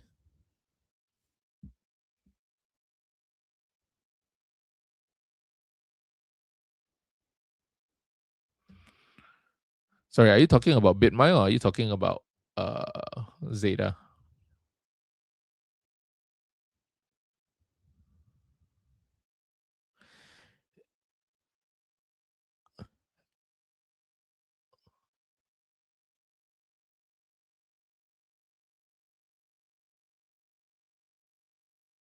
Okay.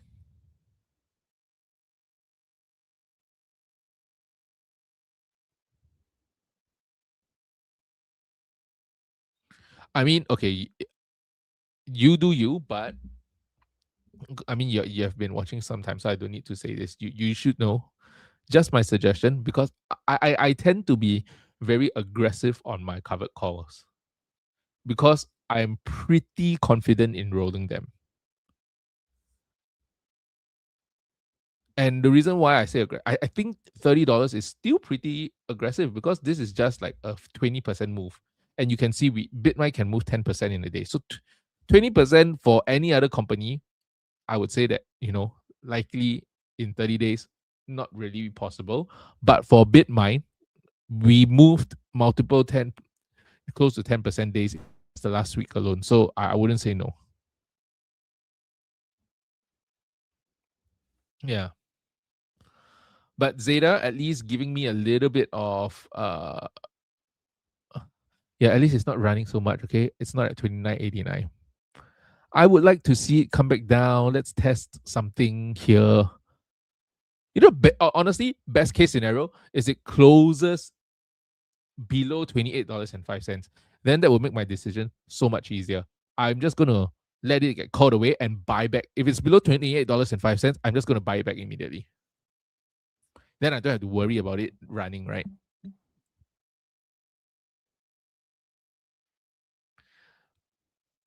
The annoying thing about like using Mumu right now is that it only shows me my cost basis. It doesn't show me my adjusted cost basis. So I have to track it myself.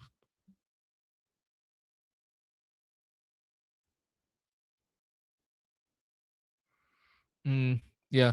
I think for the long term, I'm looking forward. Later on, when I'm on the treadmill, I will probably be listening to what Tom Lee has to say.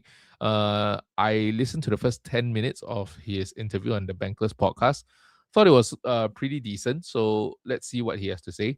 I think overall, the Ethereum thesis is coming together. He also does point out, and this is a very similar thesis to what I've had, which is that the adoption might be a little bit slower without the Clarity Act, but we already know the CFTC is stepping in to try and give some regulatory framework should the Clarity Act fail to pass.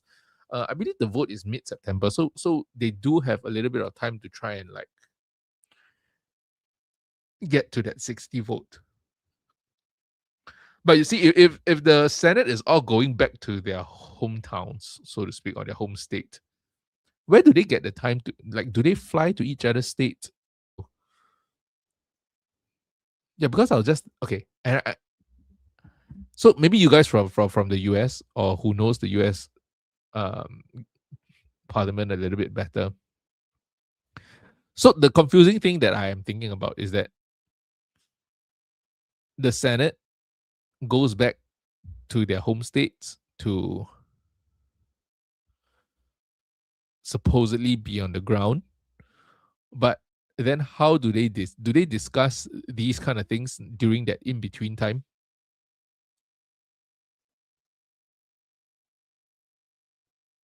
So that's what I'm wondering, like whether they really have the time between now and the middle of September to get people on their side.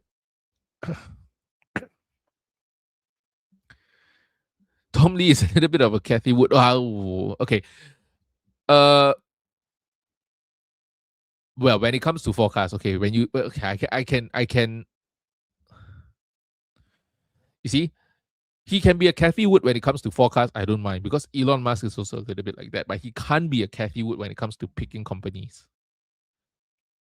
Sometimes when Kathy Wood picks companies, I'm always a little confused. So far, his track record of picking companies, picking winners, picking sectors to invest in, that has been pretty good. But yes, his timeline, his price projections, yeah, always take it with a pinch of salt. Wow, BMNR, are we breaking $25 today on BMNR? Are we doing $25? We are at 24.90.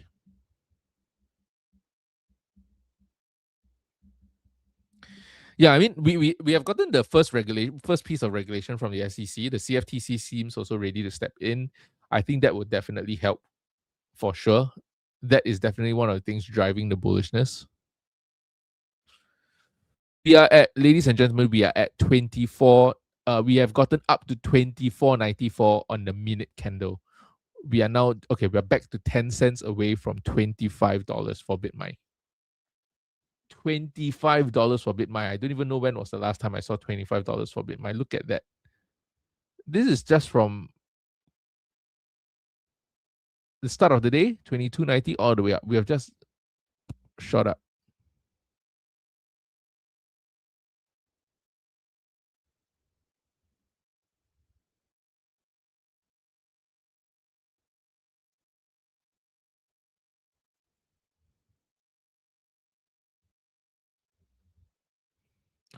When they're not in DC, they're not required to go to their home state. Oh, they're not?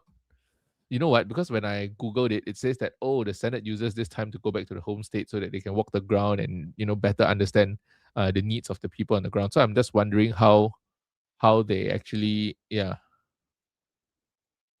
how they actually get work done in between. Like, if because they were saying that, oh, we have extra time now to get the 60 votes on board.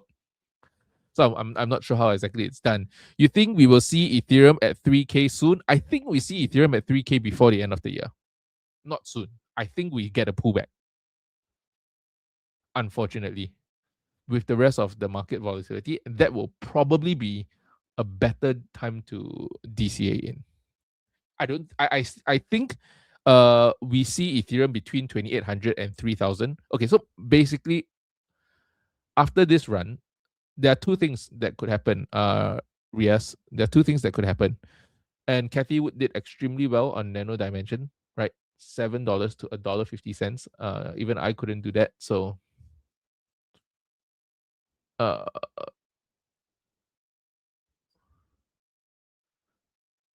did she really buy at 7? And did she leave? Did she exit the stock?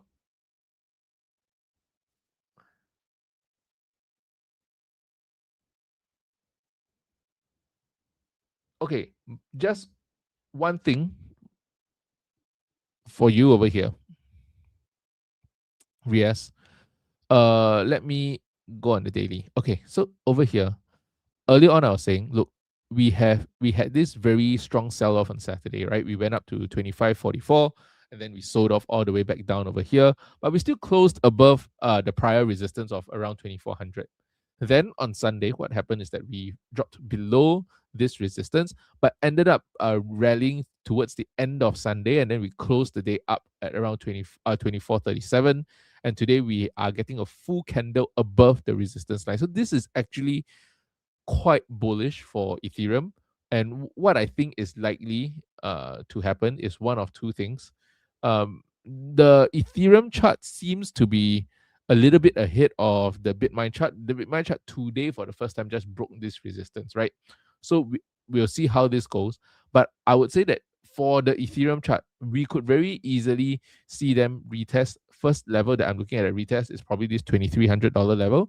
Second level I'm looking for a retest is maybe the 200-day moving average. But it looks like we're going to get a golden crossover pretty soon. Now, if we get a golden crossover and a bounce off this 0.236 FIB, I do think we see a rally into this level over here. So this level between this yellow and purple line, that's where I see the next range of resistance in. It's actually a very big range. This is around $400 worth. So we could potentially see ETH base around 2,800, and this level is around $3,200. So you can see it came down to this level, 2,800, bounced off this line, came up midpoint, didn't really touch all the way to 3,000, came down a second time, bounced, touched 3,200, came down to the midpoint again, bounced, go up, tried to break past, failed, came down, bounced again, same thing, twice, 3 times, 4 times before finally breaking down over here. So I think this range over here will be a very strong resistance level where we may base for quite a while and people are going to get irritated at me again. I already have people screaming at me in my recent BMNR post, by the way, when I saw on some of the comments. Yeah, because when you read the titles of my BMNR video, back last year, there was this video where I projected BMNR out to 2029, 28, something like that. 20, I think 20, no, end of the decade, 2029, something like that. Quite far out. And basically, the clickbait is that because at that point in time, Tom Lee was saying that ETH could get to 20,000. And so in that model, if ETH got to 20,000, we are looking at, Bitmine's price over $100. And then to my more realistic target, I mean, you guys have always been with me on stream. You know, my more realistic target is like $30, $40 in the short to medium term. So I posted that today, and then that person was yapping in the, yeah.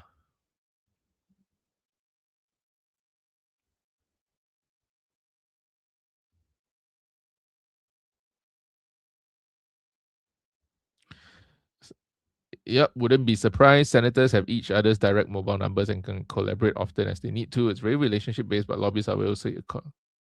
Okay, understand.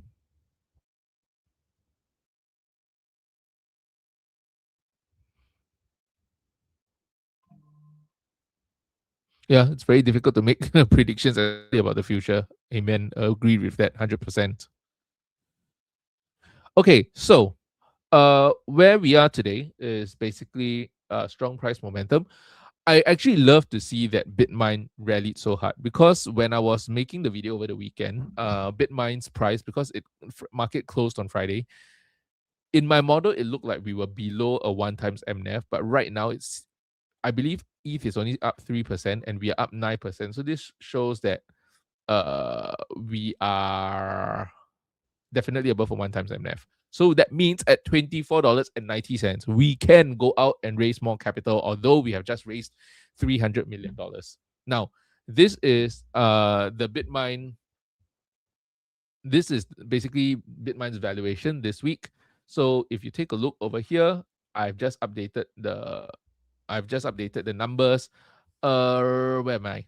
My goodness. Okay, so 24th August. I need to change this a little bit because right now, okay, I'll tell you what's wrong with the model later on. As of 24th of August, they have 5,847,611 Ethereum on the balance sheet. They bought 32,000 Ethereum in the past week. Average price or the market price was around 24.40. Okay, wait. Historical BMNR price on yahoo.com. In the past week, the high price of BMNR was 23.34. Okay, why do I need that? Because 23.34, 41.54. Okay, so that's around the price. So they are at around a 4.84% on the way to the alchemy of 5%. Again, I'm going to be talking about this in a future video. But basically, Tom Lee has been saying that, they are in discussion, in consultation with the ETH Foundation, with where they are in the cycle right now. They are looking at moderating their pace of growth. And basically, I think we expect to, we basically expect Bitmine to continue accumulating at a moderate pace. I would say 10,000 would be more or less around what they do in terms of buying Ethereum. Maybe on the odd days you get 32,000 like that. But I think, like I said, I will listen to the rest of the Bankless interview. However, in the first part of the interview, the thing that I did catch on is that he finally gave us an answer of what happens after 5%. And he says that maybe right now, it's prudent that they slow their growth. They do not want to be seen as a centralizing figure in the Ethereum network. But in future, when more financial institutions come on board, when more transactions and volume comes into the Ethereum network, it may make sense for them to go past 5%. So they will take that decision sometime in 2027. So which means likely they are looking to reach 5% by late 2026. Then in 2027, maybe there might be a period of time where they slow down a little bit on their ETH purchase or even stop completely because there might not be enough transactions on board to justify them owning more than 5% of Ethereum without coming across as centralizing the authority in Ethereum to Bitmine, right? So that is something that we will need to see how that plays out, but at least we have kind of gotten an answer from Tom Lee over here.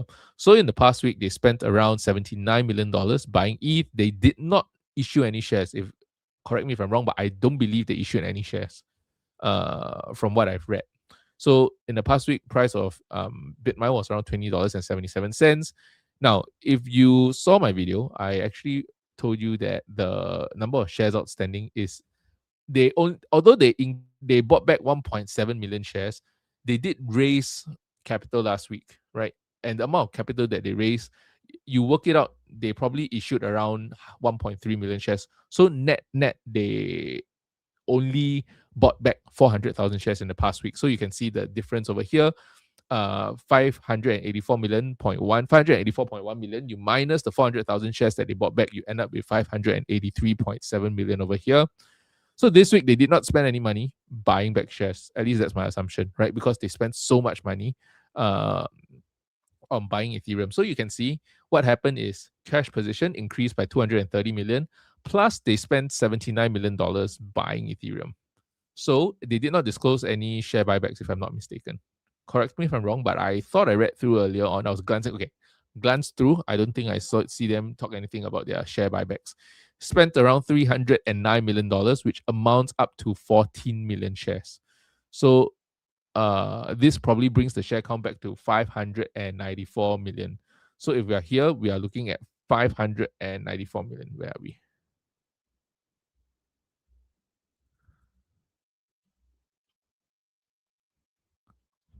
$594. Oops, sorry, not 194, 594.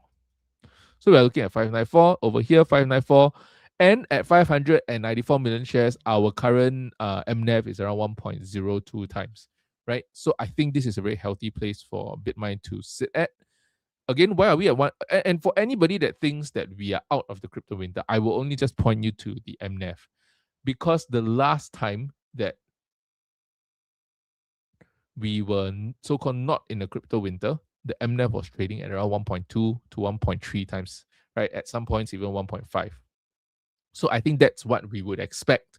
And I think the MNAV is a very good gauge for sentiment around the business. Okay, so with that, coming down here, like I said, right now, the valuation model is very straightforward. We're using 0.9, 1, and 1.1. Okay, which is why when ETH gets to $3,000, we're expecting BMNR's price target to be at 29.62. Now, if we get closer to the bull case, we are getting swings of around, okay, sorry, I use 1.1 and 1.3 is because this is a 0.2 swing to the base case of 1.1 times MNAV and another 0.2 swing to the bull case of 1.3 times MNAV. Then with that, you are looking more at $32.88. So that's basically what I think. If sentiment continues to improve, we could have the MNAV trading closer to a 1.1 times. At 1.1 times, $32, not too far fetched over here. If this continues to go up, you're looking at maybe 1.2 times and even 1.5 times, then the price target is a lot higher, right? So basically the swing is from $29 to $36. This $7 swing is nothing to do with the amount of ETH on the balance sheet. This has everything to do with sentiment. And because we are still in the crypto winter, yes, there has been a rally, but the rally basically just brought us back to the base case at around 1 times MNAV. For us to get to the bullish case consistently above a 1 times MNAV, 1.2 times to 1.4 times, historically, that's where they were in the past, then I think for that to happen, you're looking into 2027.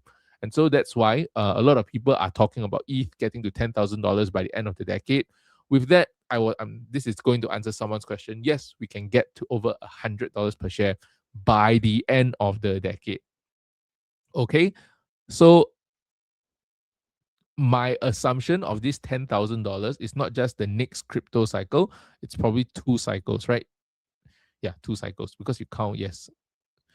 you'll probably get another so-called crypto cycle. Yeah, so maybe in the second crypto cycle, then that's when you will see this. So let's see, because I feel like 10,000 ETH is possible if you get the kind of adoption from institutions. The CFTC, the SEC will come up with regulations, and that will be maybe bullish for the shorter term, but without a proper like Clarity Act kind of proposal, I'm just wondering whether or not in 2028, let's say someone else comes into office, they may have the power to make changes to those regulations and then start to hinder a little bit of the crypto adoption. So that's where I'm trying to be a little bit more cautious in my allocations over here and being a little bit more cautious in how I present this company. So with that, I think I've come to the end of the stream. I was hoping Bitmine gets to $25. Doesn't seem likely to be the case today, but that is perfectly fine. I think today we have covered what we need to cover. Rising yields are a problem, right? And at the same time, it's going to make the job of Kevin Walsh harder. I think we see a lot of volatility in the markets between now and on Friday. And I think the higher treasury yields basically make lending costs more expensive. And we're also worried because previously we have seen OpenAI miss their targets. Now we are seeing Anthropic start to slow down. And if these two companies slow down, will the AI trade be able to continue? And my answer to that is for some companies who are well structured, yes. For other companies who are overly concentrated in terms of relying on these large language models, this frontier model labs, those companies will be the most affected should there be a slight pullback. But with that being said, I expect the hyperscalers to survive, some of the bigger neo clouds to survive, and some of the smaller companies probably end up consolidating, right? And then from there, we spoke a little bit about the US Canada tensions. The tariffs is going to cause inflation to increase a little bit more, and then Kevin Walsh may be forced to raise rates. But then Scott Bessent just refinanced their long-term debt to the short-term debt, which makes them a lot more sensitive to rate increases.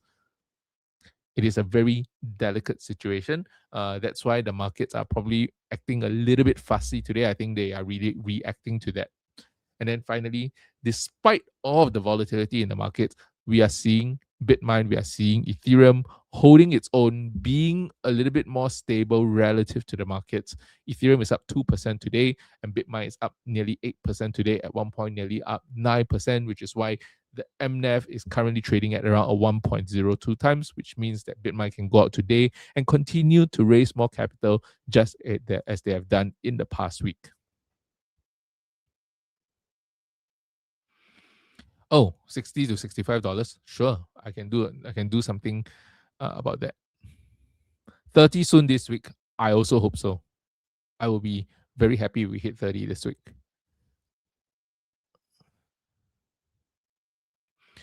Yeah, I really don't think so. I agree. I think it's going to be very hard. I'm just saying that the US Canada trade war is going to cause more inflation, and the pressure on him to raise rates is going to be high. But he is put there for one reason, and that is not to raise rates. And I think the Treasury and Scott Bessent would not do what they have just done if they thought that rates were going to increase. I'm pretty sure that behind the scenes they have some sort of agreement, some sort of discussion that rates will not increase, that allows Scott Bessent to finance the debt the way that he did.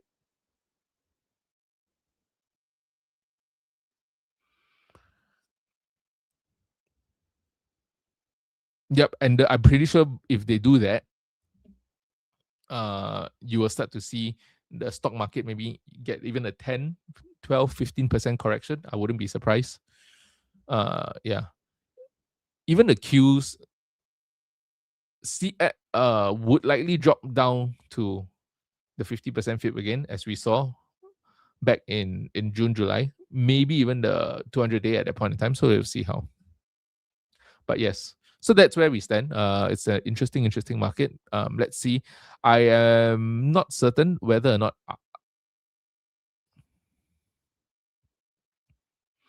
I mean, Trump has been calling for a rate cut for the longest period of time. Kevin Walsh doesn't seem to be too affected by that. So let's see how that goes. I think Jackson Hole is going to be important to understand what he is thinking, especially with regards to what Scott Bessent has done. I'm pretty sure they're going to ask him about it. Let's see how he answers those questions, right?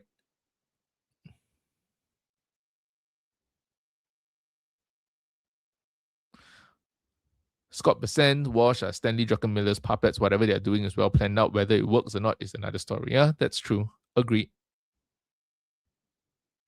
Agreed 100% with you. All right. With that, I will try and be back in time to stream Bessent's talk, but I will definitely be streaming NVIDIA's earnings this week. So I will see you tomorrow, same time, same place, around 9:30. Yeah, today I was a little bit late because I got a scare. I thought somebody logged into my Gmail but I forgot it was someone that I gave the password to. But I will be on time tomorrow. See you guys 9:30, same time, same place. Have a great day. Hope your BMNR stocks continue to stay green for the rest of the day. I don't think the rest of your stocks can stay green, can they? Maybe, depending on what stocks you own. But I mean, knowing most of us in the chat, I really doubt so. So for those of you holding BMNR, I hope it stays green for you for the rest of the day. And I'll see you tomorrow.